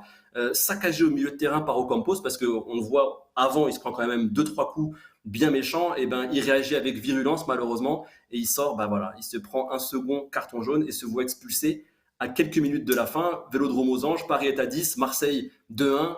Ça y est, c'est maintenant ou jamais. L'OM va regagner face à l'ennemi juré. Et non, ça, c'est un regard d'un mec qui va faire du Salzer. Regardez ça, 93e minute, un homme, un matador va installer une clim tout équipé, tout confort dans un vélodrome incandescent. Écoutez ce silence bercé par les cris de joie des supporters parisiens. Moi, ça m'avait marqué à l'époque. J'étais choqué parce qu'on n'entend que les Parisiens crier, alors que le stade, il y a 60 000 boucs qui sont là en train de...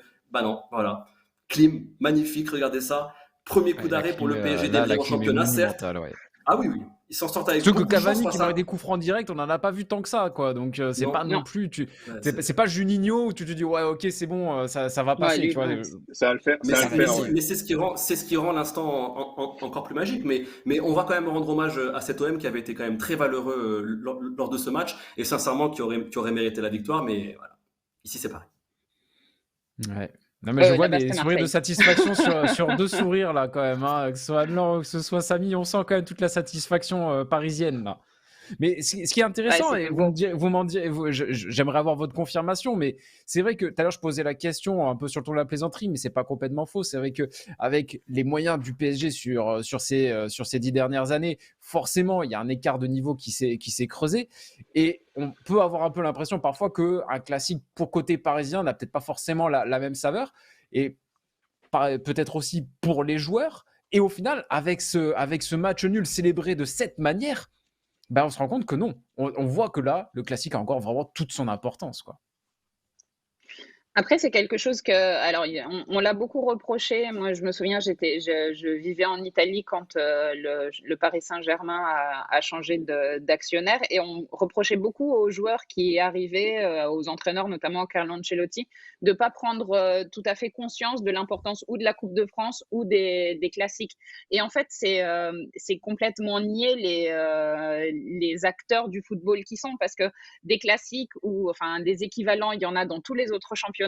Une coupe nationale, c'est toujours hyper important. Donc, c'est normal que le classique, ce soit la chose quand les étrangers arrivent, qu'on leur explique ça, ce match-là, il faut le gagner. Il faut le gagner pour les supporters. Alors, parfois, eux, ils ne le sentent pas dans leur cœur, ils ne le sentent pas dans leur chair.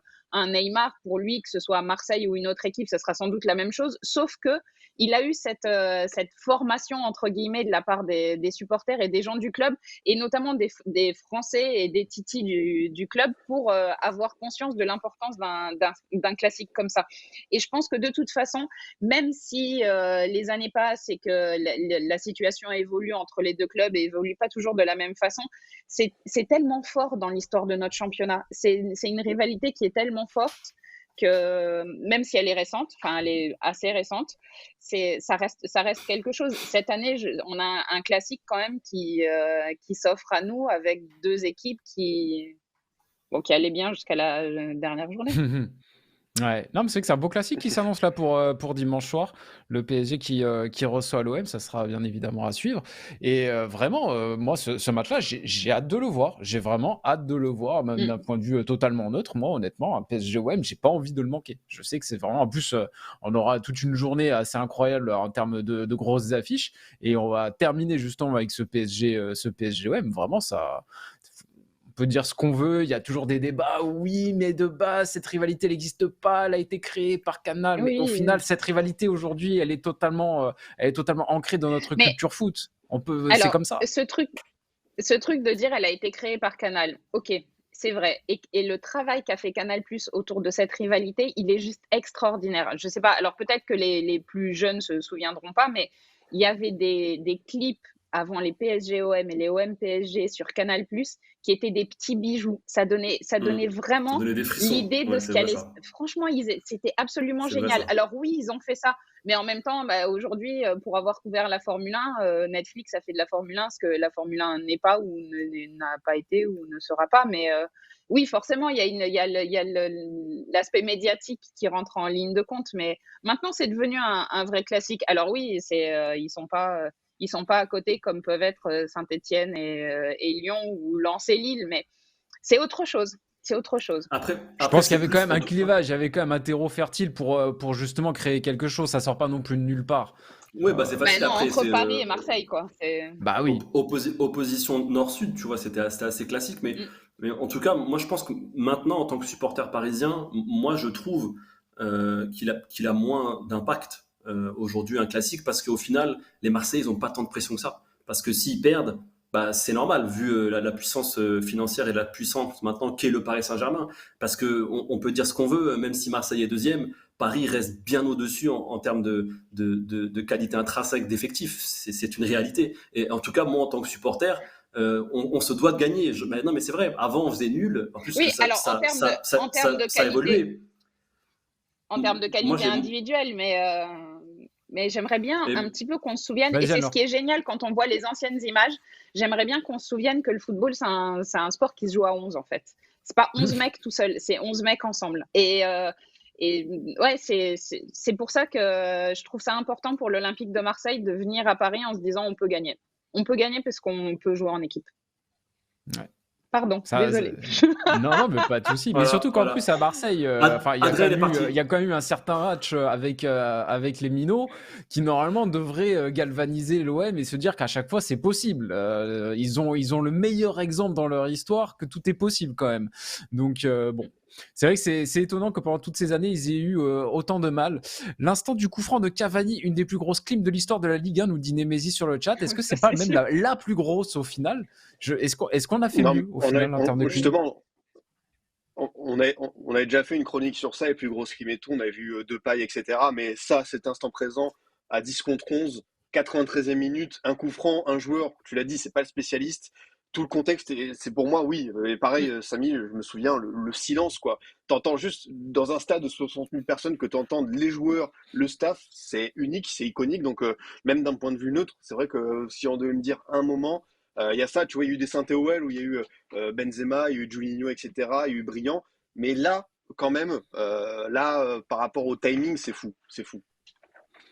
Bon, je trouve quand même que la clim de Vairua contre Monaco après le triplé d'Agali, c'était d'un autre calibre. Oui. Mais bon.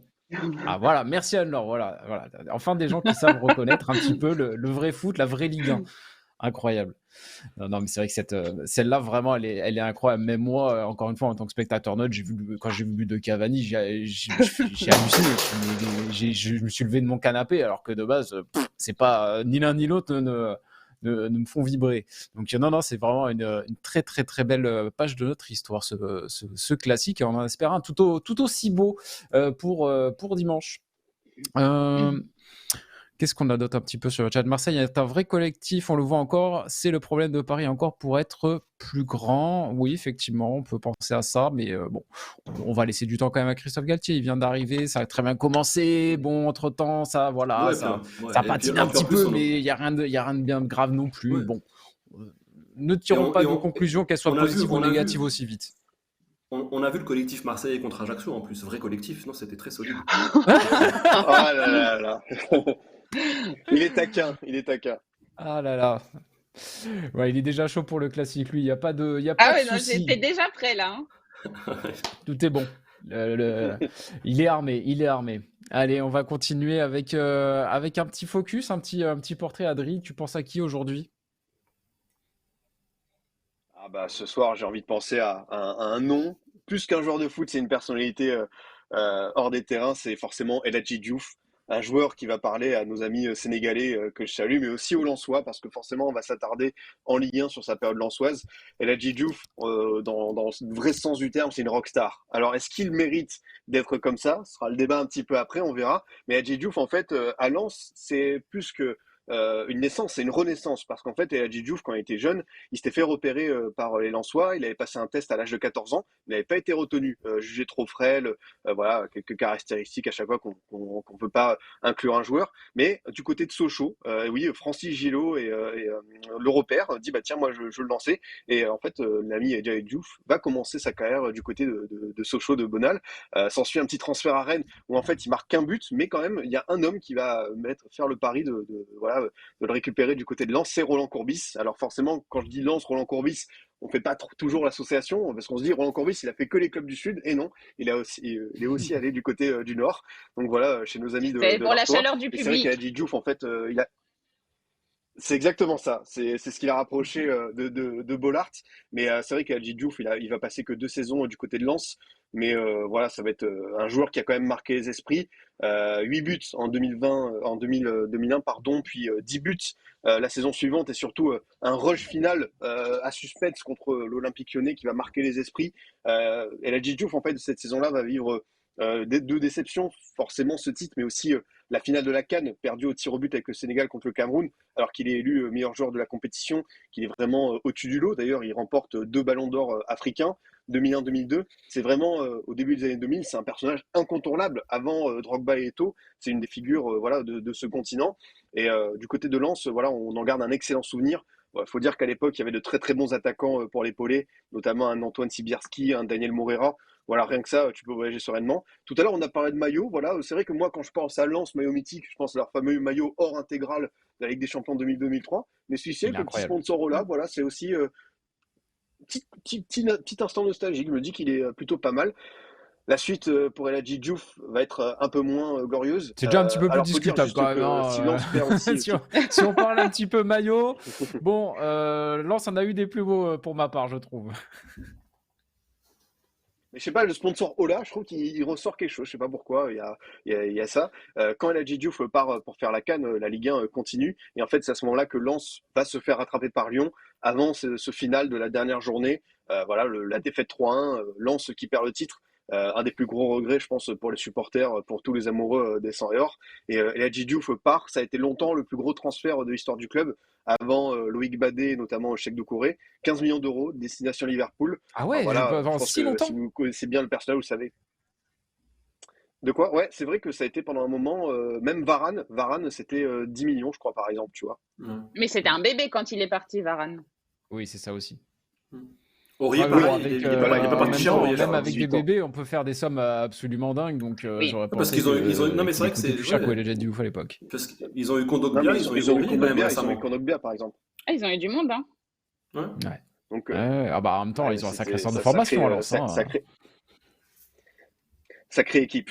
Mais voilà, c'est vrai que El Hadji Diouf, buteur, passeur aussi, très très bon centreur, un vrai bon dribbleur, un joueur à qui tu peux jouer en profondeur, qui était souvent placé plutôt sur le côté droit, notamment dans l'animation. On laissait plutôt la pointe à Sibierski et Moreira notamment. Mais voilà, ça n'empêchait pas d'être aux avant-postes, d'être un très bon joueur de tête, de vraiment bien sentir les coups. J'ai commencé à le dire, la suite en Angleterre a été moins radieuse. Liverpool, voilà, où ça avait bien commencé, puis ça s'est gâté. Avant toujours d'essayer de rebondir du côté de Bolton, de Sunderland. Finalement, ça n'a jamais repris. Voilà, ça reste quand même une figure emblématique des 100 et or, mais aussi du Sénégal, l'épopée de 2002. Voilà, si on parle vraiment des Lions de la Teranga, on est obligé de parler d'El Hadji Diouf, tellement il a marqué les esprits. Il faut rappeler que c'était un tout jeune joueur à l'époque, donc est-ce que peut-être, je me demande, pour expliquer, commencer le débat sur la postérité d'El Hadji Diouf, est-ce que finalement le fait d'avoir commencé très très jeune en étant aussi euh, autant une star, est-ce que ça l'a pas perturbé, ça lui a mis trop de pression, et après il s'est créé un peu son monde où il était voilà, au-dessus finalement des statistiques qu'il a eues, parce qu'il a jamais vraiment, je crois qu'il a jamais dépassé les 10 buts en carrière en championnat, par exemple. Donc voilà, c'est vrai qu'il y a forcément des regrets sur la suite, mais par rapport à son époque lensoise, ça faisait un moment que je voulais en parler, parce que voilà, j'avais ce souvenir d'un attaquant qui faisait beaucoup beaucoup de mal aux défenses adverses, et qui surtout voilà, a eu cette éclosion, Ligue des talents, 20 ans avant, et Hadji Diouf lui serait déjà très bien. Ouais, Samy, ça c'est un sujet pour toi, ça, la spécialiste foot africain. On veut ton analyse sur El Hadji Diouf. On veut comprendre effectivement pourquoi, qu'est-ce qui s'est passé par la suite. C'est vrai que les promesses étaient quand même assez énormes avec le RC Lens.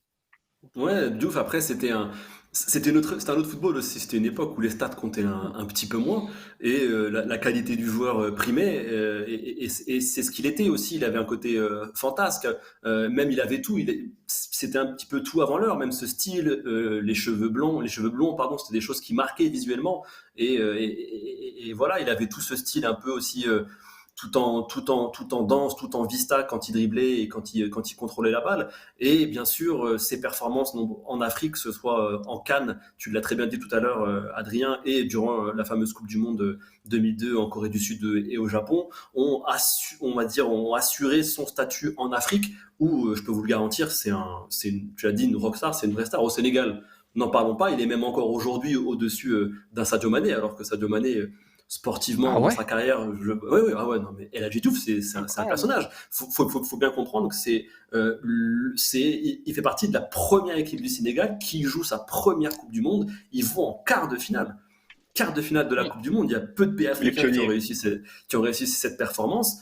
Il y a le Ghana récemment, mais c'est quand même quelque chose d'assez rare. Le Cameroun l'a fait. Et puis, ben, voilà, comment dire, ils sont très, très, très peu nombreux à avoir réalisé ce qu'a réalisé Diouf avec le Sénégal. Donc ça, voilà, ça a assuré son statut en Afrique. Après, sur ses performances européennes, ses performances en France et notamment après aussi en Angleterre, oui, je rejoins Adrien. Même si, je t'avoue qu'à Bolton, moi, la petite attaque avec Okocha et Anelka, c'était quelque chose qui me faisait plaisir. Je les prenais souvent à PES. Anelka, ouais. Incroyable. C'était Ça- fou ouais, c'était fou l'ambiance. Hein. Franchement, c'était vraiment une équipe. Bon, après, ils n'ont pas performé, mais ça faisait plaisir de les voir jouer ensemble. Mais c'est vrai que, ouais, c'est vrai que sur ses performances en club, on peut trouver à redire. Maintenant, je veux pas trop. Enfin, si tu débats de ça avec lui, il va te dire que ça n'a aucun rapport. Les stats, ce qui compte, c'est ce que tu montrais sur le terrain. Ouais. Bah, c'est vrai Mais est-ce qu'après, il que a c'est amené pas beaucoup dans la justement ça qui percussion. fait la légende? Est-ce que c'est pas justement ça qui fait la légende? Alors, au-delà de ce qu'il représente en Afrique, je pensais pas qu'il était au-dessus de Sadio Mané, mais c'est quelque chose que je peux comprendre, cette fierté, ce qu'il a réussi à faire avec son équipe nationale. Après, après c'est pas du tout la même chose, une compétition courte comme la CAN et une compétition comme la Ligue 1. C'est long, c'est quelqu'un qui, j'ai pas eu la chance d'échanger avec lui, mais c'est quelqu'un qui fleure pas comme ça l'habitude de toujours s'entraîner de la même façon. Il donne pas l'impression d'une régularité extrême. Donc, un championnat, c'est long et c'est peut-être aussi un des problèmes qu'il a eu en France, qu'il a eu en Angleterre. Mais c'est drôle comme il y a des légendes qui se créent comme ça. Et c'est vrai que lui, il sort complètement du lot. C'est un personnage, en fait. C'est au-delà d'un joueur de foot, au-delà de ses statistiques, c'est un personnage. Mais ça, c'est très juste. Ça. C'est vrai que c'est vraiment un personnage. C'était aussi une grande gueule. C'est un joueur que tu as connu à l'époque, peut-être. Tu as un souvenir en particulier de lui? Non, je l'ai pas connu, moi. Je l'ai pas connu du tout. Et Ah, après, ça aurait moi, pu être drôle en ce interview, c'est que dommage. ah oui, non, je le regrette. Mais on peut encore inventer quelque chose. On C'est va pas fini, c'est arranger pas ça, on fini. va Je suis arranger ça. sûre, je suis sûre qu'il a gardé beaucoup d'humour. Ouais, non, non, je pense qu'il a toujours pas sa langue dans sa poche. Mais on va essayer de le faire venir dans League of Legends. Je pense qu'il serait bien On y ici. travaille. Je pense qu'il Ouais, serait ouais. bien. Hein? On y travaille, Samy? Ouais, ouais. On y travaille. Parfait. Bon, très bien. Très, très bien. Bon, bah écoutez, je pense qu'on va passer sur la dernière partie de cette émission. J'en ai vu certains sur le chat qui commençaient un petit peu à s'exciter pour rien. Bon, on est là, on est en train de discuter tranquillement. Ne vous chauffez pas pour rien. Hein. Donc, dernière partie de cette émission, bah justement, là, c'est encore plus détente. On va passer sur un petit quiz. Petit quiz sur le thème du Brésil. Forcément, alors on a pensé à toi. On s'est dit que ça te ferait plaisir. Donc ça triche Amaury, c'est déjà. toi qui... Anna est avantagée. Ok, d'accord. Pourquoi? Ah bah écoute, Non, honneur aux je triche invités. pas. C'est pas grave, c'est pas grave. Bonsoir, messieurs, dames. Regarde-le. C'est Amaury à la Real qui va s'occuper Exactement. du quiz. Alors, on connaît le thème, mais on ne sait pas exactement comment ça va se passer. C'est Amaury le maître du jeu ce soir. C'est une première pour lui. Vous allez enfin entendre sa voix. Vous connaissez son travail. Maintenant, vous allez connaître sa voix. Exactement. Bah, ravi pour cette première, ravi de l'opportunité de faire cette première sur Twitch avec la Ligue 1. On a choisi un quiz donc en hommage à un pays qu'apprécie particulièrement Anne-Laure Bonnet, le Brésil. Il faut dire que l'histoire entre les Brésiliens et le championnat de France, elle est très longue, elle est très importante. On a donc choisi de faire un quiz où vous allez devoir deviner tous les joueurs brésiliens ayant plus de 100 caps en Ligue 1. 100 matchs. Oh. Dante. Au Ah ouais. début, on s'est dit, Allez, on va t'inquiète, enlever. c'est bon. Là, c'est Brésil, c'est bon. Allez, elle a un titre à gagner là. Là, il n'y a pas de temps. Là, c'est bon, ça y est, on a lancé la machine. Alors, on pensait au début enlever les Parisiens de cette sélection parce que parmi tous les clubs de Ligue 1, le Paris Saint-Germain a une histoire encore plus forte avec les Brésiliens. Mais ils sont pas si nombreux que ça dans toute la liste. Donc, on va les laisser. Et petit Ok. piège, il y a encore quelques joueurs, évidemment, qui jouent encore en Ligue 1 avec plus Ok. de 100 matchs. Avant, Pas avec un seul club, hein. Neymar. C'est global. globalement. C'est 100 matchs Voilà. en Ligue 1. Sans apparition en Ligue 1, d'accord. On ne donne pas encore attention Anne-Laure. On va dire qu'on Et- commencera par toi et que je t'accorde ce point-là. Avant de faire ce petit quiz, j'ai 2 jokers à vous adresser, d'accord? Je vais vous Ok. poser 2 questions. La personne la plus proche empoche le joker. D'accord? D'accord. Tout d'abord, Ok. j'aimerais remercier Opta, avec Ok. qui j'ai pu récupérer tous les chiffres, parce que sinon, j'étais pas sorti de l'auberge. Vous allez devoir me donner... Allez, salut. Exactement. Vous allez devoir me donner le nombre total de joueurs brésiliens ayant évolué en Ligue 1 depuis Wow. 75 ans. Alors, celui-là, Le plus proche. 145. 145 pour Anne-Laure, c'est noté. je suis sûr qu'elle bluffe. Elle fait genre. 330. oui, non, je le Bah, sais, bien je le sûr. sais. 330 Bien sûr. Bien sûr. 330. Aucune idée. pour Samy. 330. Je fais ce que je veux. Je fais ce que je veux. 330. Mhm. Ah oui, bien sûr. Alex, Il est là pour le panache. Alex, combien tu dirais? Ah ah. Comme ça, je sais pas. Bah, c'est dur, hein. Ouais, c'est quand même particulier des joueurs Allez, brésiliens. Je te laisse 4-5 depuis quelle secondes, année, t'as dit Adrien. Hein, Depuis quelle année, t'as dit? Bah, depuis le début du championnat de France, simplement. Ah oui, d'accord, ok. Ah oui, oui. Bah, tout le monde. Hein. Et Allez, 155. 155. Et Ça Adrien, se trouve, pour c'est finir. 331, mais... Ouais, il a raison aussi. 364. Waouh. Ah oui. Ah, d'accord. Ah, tu viens d'en mettre. D'accord, ok. Ah oui, donc on pourrait en citer un par jour de l'année quasiment. Je viens d'en avec taper Adrien. là-dedans, Ouais. Très bien. Eh bien, c'est Alex qui remporte le premier joker. 232 Brésiliens en Ligue 1 depuis le début de la compétition. Bien Let's joué. go. Et alors là, Eh, t'es à vraiment. 100. T'es à 100. T'es à 100. Complètement au pif, il n'y a aucun mérite. Aucun. Et là, Absolument let's aucun. go. Ouais, 232 ça, on fait joueurs. ce comme on peut. voilà. Il y a un deuxième chiffre que je vais vous donner dès maintenant. Dans toute la liste, vous allez devoir deviner, non pas 47, mais bien 48 joueurs brésiliens qui ont plus de 100 matchs. Parmi ces 48 joueurs brésiliens qui ont joué plus de 100 matchs en Ligue 1, combien ont été internationaux avec le Brésil? Alors, j'ai élargi pour que ce soit plus facile pour vous. Ça peut être Ligue 1, ça peut être d'autres championnats aussi. Hein. Voilà. Ils ont joué en Ligue Ok. 1 avec ces clubs-là, mais ils ont été aussi internationaux peut-être avec D'accord. d'autres clubs. Ok, ouais. International. Parmi- tout court, quoi. Parmi ces 48 Brésiliens, combien ont été en tout cas internationaux? 26. 26 pour 26. Samy. Ouais, 26. entre 20 et 30. Ouais, Ah, il faut choisir, il faut choisir. Il faut un vrai chiffre là. Entre 0 et 200, ça marche aussi, hein, mais c'est... Entre 0 et 48. Entre 0 et 48. En tout cas, on n'a que 26 pour Samy. Allez, on va accélérer. 20. 20 pour Anne-Laure. Alex. Moi, je vais dire 24. 24. Hmm. Et pour Adrien. Adri, il faut que tu fasses n'importe quoi, s'il te plaît. Un truc genre. 16. 16. Non, 16. non. On a un Il y a un tout mec pile. qui a dit 55 dans le stade. Ouais, dans on le a un chat, tout pile. pardon. On a un Oh. tout pile. Waouh. 24. 24 joueurs. Ça fait 2 jokers pour Oh. Alex. C'est qui le patron Wow. C'est bizarre. Wow. C'est Wow. c'est bizarre. C'est bizarre. C'est bizarre. Alors. J'ai juste ça. C'est bizarre. Non, mais tu l'auras Tu as ton raison, augmentation. tu l'as à dit. gauche. Je précise que je n'ai pas préparé ce quiz avec Alex, hein, faut vraiment le dire. Je l'ai préparé d'ailleurs avec Steven de la Ligue qu'on embrasse, qui nous aide à faire les émissions. Steven de Castro. Ouais, bien sûr. C'est ça, exactement. Exactement.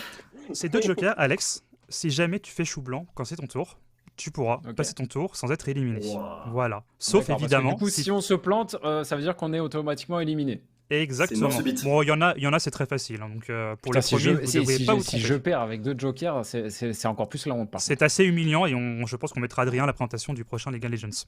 D'accord. Ok. Seulement, si tu arrives du coup en finale, parmi les 2 derniers, le joueur qui te fera gagner, tu ne pourras pas évidemment utiliser ce joker. Ça me paraît assez logique. Tu ne pourras pas J'ai pas terminer compris. sur un... Tu peux pas terminer le jeu sur un joker. Si jamais, Ah par oui, exemple, oui, tu oui, termines bien en finale avec Adrien, Oui, non, que un peu de Adrien se panache, trompe, quand tu même. ne peux pas donner de joker. Voilà. Oui, un peu On de commence panache, un donc. peu de panache, bien Alors, sûr. Anne-Laure a sorti déjà un nom. Tout à l'heure, elle a dit Neymar. Donc, je Non, elle a propose dit qu'on Dante. commence. Non, elle a Non, dit non, non, Dante. j'ai bien entendu. Elle a dit Neymar. T'as beaucoup de chance, Anne-Laure, parce que c'est le premier de ce classement avec 102 matchs en Ligue 1.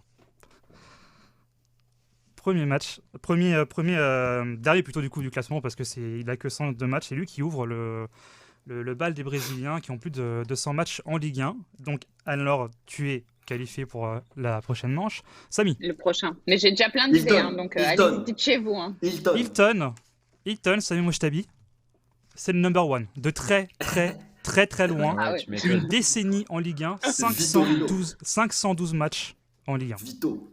C'est assez énorme. Grand Alex. gentleman. Michel Bastos. Michel Bastos. Alors, Michel Bastos, c'est bon. Adrien. Chris, le policier. Magnifique. Chris, 225 matchs avec l'Olympique Lyonnais, c'est très bien. Bien joué. Alors, Sonny Anderson. Sonny Sonny Anderson. Anderson. Sonny Anderson qui est à la 12e place, 221 matchs en Ligue 1. À toi, Samy. Edmilson. Edmilson, que j'essaie de le retrouver.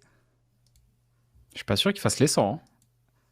Edmilson, et nous avons donc, Aïe. non pas la première élimination, c'était le deuxième, c'est le troisième après Neymar, 104 matchs en Ligue 1. T'as eu chaud, Samy, t'as eu chaud. T'as eu chaud, mon Ouais, coco. t'as eu très chaud. Alex. Est-ce que je tenterais pas... Ah, je sais pas si est-ce qu'il reste tant que ça. J'ai l'impression déjà de prendre un risque là avec celui que je vais donner.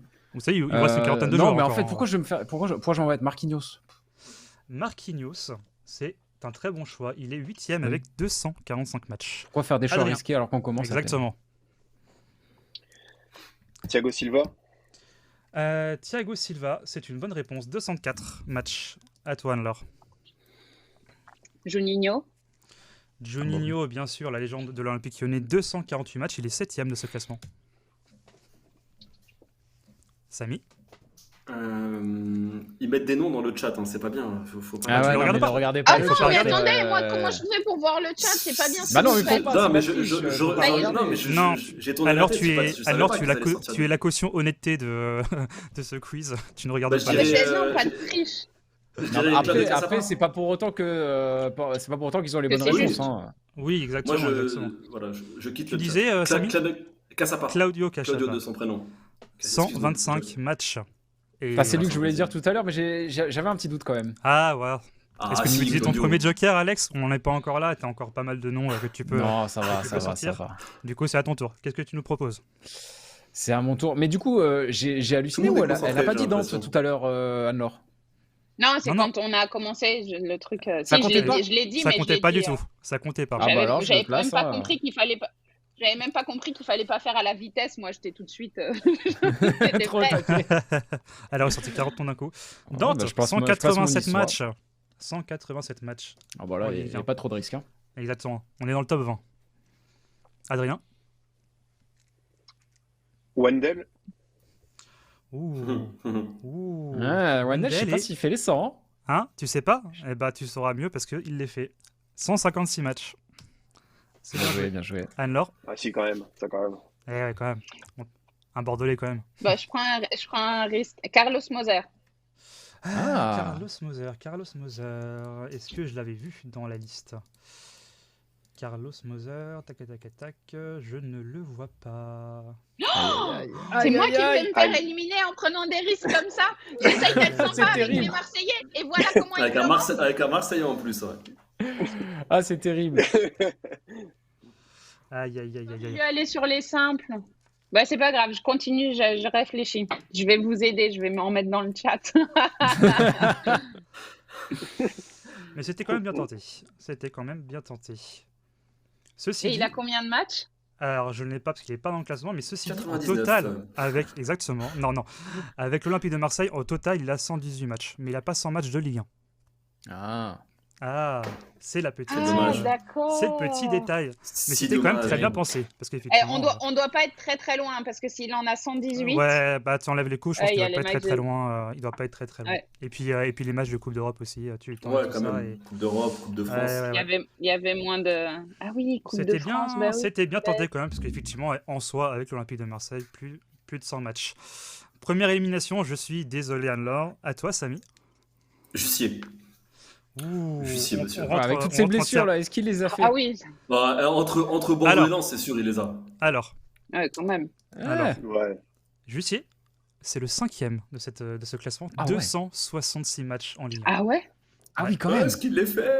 Ah, Quelques Ah, bah, blessures, mais franchement, il y a j'y une ai période où il pensé enchaînait, et j'avais quand un même. doute. Alors, tu peux dire qu'il est statistiquement parmi les légendes brésiliennes de ce championnat. Parce qu'il arrive Maintenant, quand même à j'attends que vous 5e, alliez sur les anciens. Sur les vraiment anciens. Là, on Moi, va j'ai beaucoup essayé de rigoler. tenter le truc. On va Voilà. beaucoup rigoler. Bien sûr, pas de problème. C'est à moi là du coup? C'est à toi. Ilan. Ilan, c'est un très bon choix. 9e, 237 Ah matchs. ouais. Ah bah oui, c'est vrai qu'il a fait Sochaux aussi. Eh oui. Sochaux, Saint-Etienne. Il fait Saint-Étienne. pas une pige à Bastia aussi? Ajaccio, Ajaccio, Bastia. ouais. C'est Ajaccio, Ouais, ouais. Bastia, ouais. Je me souviens. Adrien, toi. Les deux clubs corses. On va peut-être accélérer, Carlos évidemment. Henrique. Carlos Henrique, essaie de te retrouver. 159 matchs, Henrique. Bien joué. Samy. Rai. Rai, évidemment. 147 matchs. Non, mais tout ça, en fait, c'était trop simple. Il n'y a personne qui prend des risques. Moi, je prends des risques et je suis éliminée. Il faut garder les risques pour la fin. Faut être stratégique. Mais Dis non, celui qui a mais des j'aime jokers. pas la stratégie. Moi, je veux tout de suite prendre des risques. C'est ça qui est rigolo. Bah, allez-y. Ah bah sans risque, on va pas plus loin de toute façon. Alors, Moi, je propose Néné. Néné, 142 matchs. Ah bah Bien oui. joué. Ouais, bah oui, entre Monaco et Paris, bien vu, bien vu. Exactement. Adrien. Fernando Menegazzo. Oh, c'est beau ça. C'est Ah très oui, très beau. milieu de Bordeaux. 190 matchs, il est 16e du classement. Ah, j'avoue que là, ça commence à devenir un peu compliqué. Il y a encore des beaux noms hein, et que vous connaissez. Hein. Ouais. Autant le top 10, c'est bien vidé, et autant il reste des beaux noms. De joueurs qui ont joué il n'y a pas si longtemps que ça en Ligue 1. Ouais. Ah, c'est bon. C'est bon, je peux dire? Bah écoute, Vas-y, vas-y. oui, parce que C'est sinon à t'es toi, viré. hein. Donc, Maxwell. Pas de Maxwell, café, hein. Gérard Maxwell, Pas de bien café. sûr. Non. Mais celui qui en sort des très très beaux. 145 matchs, Maxwell. Quel homme, avec, quelle classe. avec le Paris Saint-Germain. Effectivement, grande classe. Alex, Je prends un premier Il joker. a 2 jokers. tu prends un premier joker. C'est Ah, peut-être une d'accord, sage c'est décision, peut-être pas. On va voir ça juste après. Adrien. Fabinho. Fabinho. Ou non. Ou je non, crois pas. ou non. Bah aussi, Samy. Si, Aussi. Fabinho. 21e avec 167 matchs. Fabinho. Incroyable. Eh oui. Ah, Ah il bah joue tout oui. le temps, Il est Ah, il fait jamais quand même blessé, ce quelques mec. saisons, Monaco. Ah oui. Il a joué quoi? 3 Ouais, saisons il est à resté- Monaco, Fabinho? Mm, mm. Ok. 167 matchs. Deuxième joker ou pas? Non, ah non, c'est à Samy là. Non, c'est à Samy. Ah, Alors, mais tu peux passer à Alex, si tu veux, ça me dérange pas. Ah non, c'est moi. D'accord. bah, ça dépend si tu veux continuer le quiz ou pas. Oui, non, je vais continuer. Je vais dire, moi, je reste sur le PSG et je vais dire Claudio Serra. Je ne crois pas qu'il soit dedans, mais Claudio? Serra. Marcos. Marcos, Serra. Serra, non Marcos. Serra, Marcos. J'ai presque c'est envie bon. j'ai presque envie d'être taquin et de pas te l'accorder, Ouais, mais je mais te non, l'accorde. j'ai dit Serra, ça passe. 140 matchs pour Marcos Serra. Bien Eh joué. oui. Mais oui. Propre. Qui est devenu pasteur après l'arrêt de sa Mais carrière. oui, Pasteur. Ouais. Très pieux. Alex. Je préfère pas faire de commentaires sur CRA et ses dernières publications sur les réseaux sociaux. Ah, Dans ce ça cas, m'a allez échappé. voir. On, pas on vu va ça. aller voir ça. On va aller voir ça. David Luiz. David Luiz n'a pas 100 matchs Aïe, c'est en terrible. Ligue 1. Aïe. C'est fou qu'il ait pas fait. il est pas Attends, il est resté quand même resté un longtemps. moment. Bah non, il fait est combien pas de resté saisons au longtemps. PSG? Non, il Combien reste il fait 2 ou deux- 3 saisons et il a des blessures 2-3 aussi. saisons, quoi. Je crois qu'il reste 2 ou 3 et Oui, il il a des reste 3 blessures. saisons. Ah, les blessures. Eh, Ouais. Et Ouais, puis, ouais, il faut enlever les coupes et tout ça. Je sais très bien ce que c'est. Hein. Bah écoute, Je suis t'as pas- pris. Je suis pas du tout mauvaise perdante, mais pas du tout. Mais Non, Mais ça ça se voit, m'énerve du parce tout. que Ça j'essaye se voit, d'être ça se sympa. Il y a Mhm. PSG-OM. Alors, je prends un Marseillais, tout ça, voilà. Et ben, voilà comment je suis récompensée. Hein. Exactement. Je suis sûre que c'est de la triche. Bah, en tout cas, on peut saluer. Bien sûr. On peut saluer Alex qui a préféré prendre un risque plutôt que de choisir son deuxième joker. Exact. C'est vrai, merci. Exact. T'es dans Ça ma nous fait team. Voilà. Team loser. Voilà. Yes. Ou sinon, on Ah peut bah, je suis considérer que dedans. ou sinon on peut considérer que c'est un peu la honte parce qu'avec deux jokers, t'as perdu. Oh, ça va, ça va, ça Ah, va, ça ça va. va. Laisse-moi un peu de Ouais, panache. Mais s'il tout ça te pour plaît. laisser Allez. du temps pour qu'Adrien il trouve des noms. Bien sûr, Ouais, c'est c'est mon Non, moi, père. moi c'est bon, N'importe quoi. j'ai. Adrien, Samy, la grande finale de ce quiz. Adrien, J'en ai c'est un à toi. encore. Sauf s'il le dit. Ok, Amaury, j'ai une question. Le quiz, il s'arrête quand? Enfin, c'est quand les dates qu'on a choisies pour. C'est quoi? C'est les derniers matchs? Tu veux Le partir 12. Non, c'est Le- tout le championnat. Ça s'arrête le 12 octobre 2022, c'est aujourd'hui. Ok, parfait. André C'est Girotto. pour ça que Neymar, c'est vraiment très très récent, hein, et il l'a eu cet été. Ah, le Alors, Girotto, Ligue 1, ouais. c'est bien placé, ça. Alors, André Ouais. Girotto. C'est finement André joué, je Girotto. trouve. Il doit les avoir. C'est tellement finement joué qu'il les a. 149. Ok. Ok. À toi. Ok. À toi. Ah, ok, Bien ok, vu, ok. bien vu, bien vu. Ah, ouais. Tu vas nous faire croire que c'était j'ai- celui-là que t'avais Non, non, non, non. Moi, j'ai pas touché. J'ai pas touché à Brandao. Pas touché. Ah, ça c'est beau. Le top 20. Hein 171 Hein matchs. Brandao. Mais oui. Ouais. Mais oui. Est-ce qu'on peut noter l'accent brésilien de Samy, par contre? Non. Ah, là, là. Légendaire. Eh, oh, les éliminés, là, s'il vous plaît. Eh, oh. Pardon. On va vous couper le micro. Allez, On se venge comme on peut. Adrien. Et après, attention, prochain tour, je donnerai une limite de 15 secondes pour que vous puissiez répondre. Yes. Ça va très vite, 15 secondes. Après, je suis dans la merde. Exactement. Adrien. Mendes. Thiago Mendes, 158 matchs. Très très très bien joué. À partir de maintenant, 15 secondes, Samy, maintenant. Valdo. Valdo, c'est très très très bien joué. Mais oui. Exactement. Mais oui. Mais oui, Adrien. monsieur. C'est parti, 15 secondes. Valdo est 115 Ça y matchs. est, c'est fini. 15 secondes. Je vais tenter. Je vais tenter André Luis. Oh, c'est magnifique. 6ème de la position, 253 matchs. Ouh, André la pression. Luis qui a fait Ajaccio, Marseille et Paris. Ah, 253 3 matchs, clubs. je hein. Ouais, 3 clubs, tu fais la totalité des saisons, ça fait beaucoup. Ouais, hein. ça va vite. Hein. Ça va vite. Sur les saisons à 38 matchs, ça va vite, hein. Ça va très très vite. Après, tu essaies de gagner du temps, hein. 15 secondes. Non, je sais plus. Le latéral du PSG qui joue à Toulouse aussi, là, rasé. Ah, Je l'avais en plus tout à l'heure, mais j'ai pas. Mais c'est je lui, le c'est gardais sûr, pour il les plus a fait tard. les matchs. Pas Santos, pas César. Je vais dire Nilmar, mais c'est l'autre C'est latéral fini. que je voulais dire.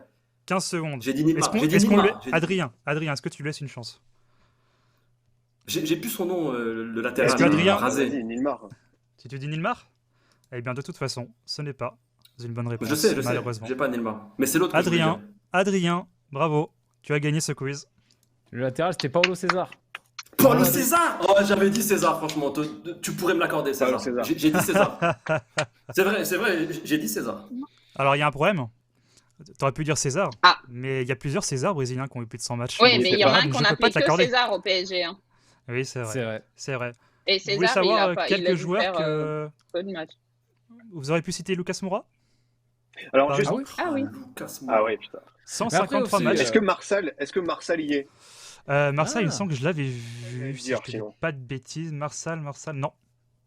Mais Et ça, dans c'était les bien très tenté. anciens, Alors, dans les très très très anciens, le deuxième du classement. Ricardo, Constantino. voilà. Ouais, Ricardo, c'est bon. Tu aurais pu l'avoir. Pires Constantino, c'est, je crois, les années 40-50. C'est vraiment les premières années de Ligue 1.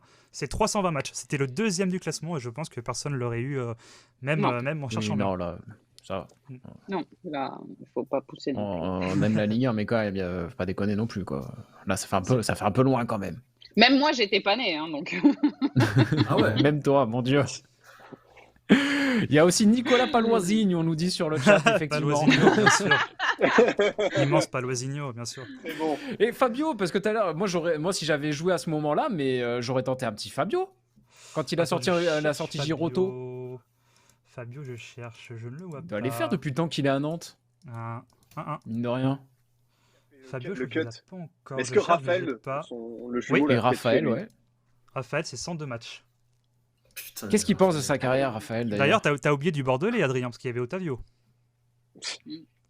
Otavio, il 113 fait Ah ça. bah matchs. tu vois, en récent, 113. ouais, c'est vrai Ouais, qu'Otavio, j'aurais jamais cru. Otavio, il était pas souvent blessé, donc ça peut l'expliquer à part la fin. Ouais.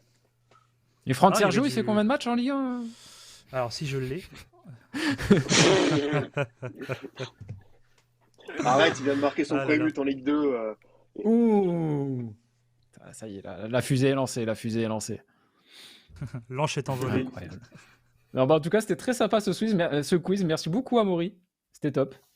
Ah, c'était bien. Bah écoutez, je vous en prie. Enfin, vous en je sais prie. que c'est de la triche. Je suis sûre, Carlos Moser, on a caché des matchs, mais c'est pas grave. Bah je pense que lui-même les a cachés alors, parce que on les a pas eus. C'est ça. C'est ça. Bah écoutez, si ça vous a plu, on va essayer de faire pour la prochaine un autre très très beau quiz alors. Ouais, mais n'hésitez pas sur le chat, hein, si vous avez des idées de quiz. N'hésitez Marocains pas, de Ligue 1. Ah ouais, bah tiens. Bah voyons. Ouais. Non mais très bien, on va la faire. Et là, on va rigoler. Oui, on va rigoler parce qu'on va Déjà la là, faire t'étais la... quand même bien avantagé avec les Brésiliens, parce que quand même, il y a une histoire quand même spécialement Paris, forte là, avec pareil. le PSG. Mhm. Ouais. Bon, on va peut-être Ouais, pas trop mais exagérer non plus. Ouais, mais tu vois, t'as pas de panache, quoi. Pas de panache. T'essayes pas un autre truc et tout ça. Regarde, panache, tu te fais éliminer. Mais Mmh. panache. Ouais, Exactement. c'est ça. Mais C'est pas en ça. premier. Après, on peut faire les Marocains de Ligue 1 pour la prochaine émission où t'es pas là. Ouais. Voilà. Du coup, c'est moins cool. Mais c'est pas rigolo. Exactement. Ah. Le pauvre, on va pas lui priver de ça. Bon les amis, ce sera tout pour aujourd'hui. Merci beaucoup, c'était un très très bon moment en votre compagnie. Merci pour vos chroniques. Merci Anne-Laure d'être venue avec nous. J'espère que tu as passé un bon moment Avec également. plaisir. J'ai passé un super moment. C'était Bon. très très sympa. Maintenant, Mission je serai accomplie, alors. spectatrice. Ah bah c'est parfait. Tu es la bienvenue évidemment quand tu reviens quand tu veux.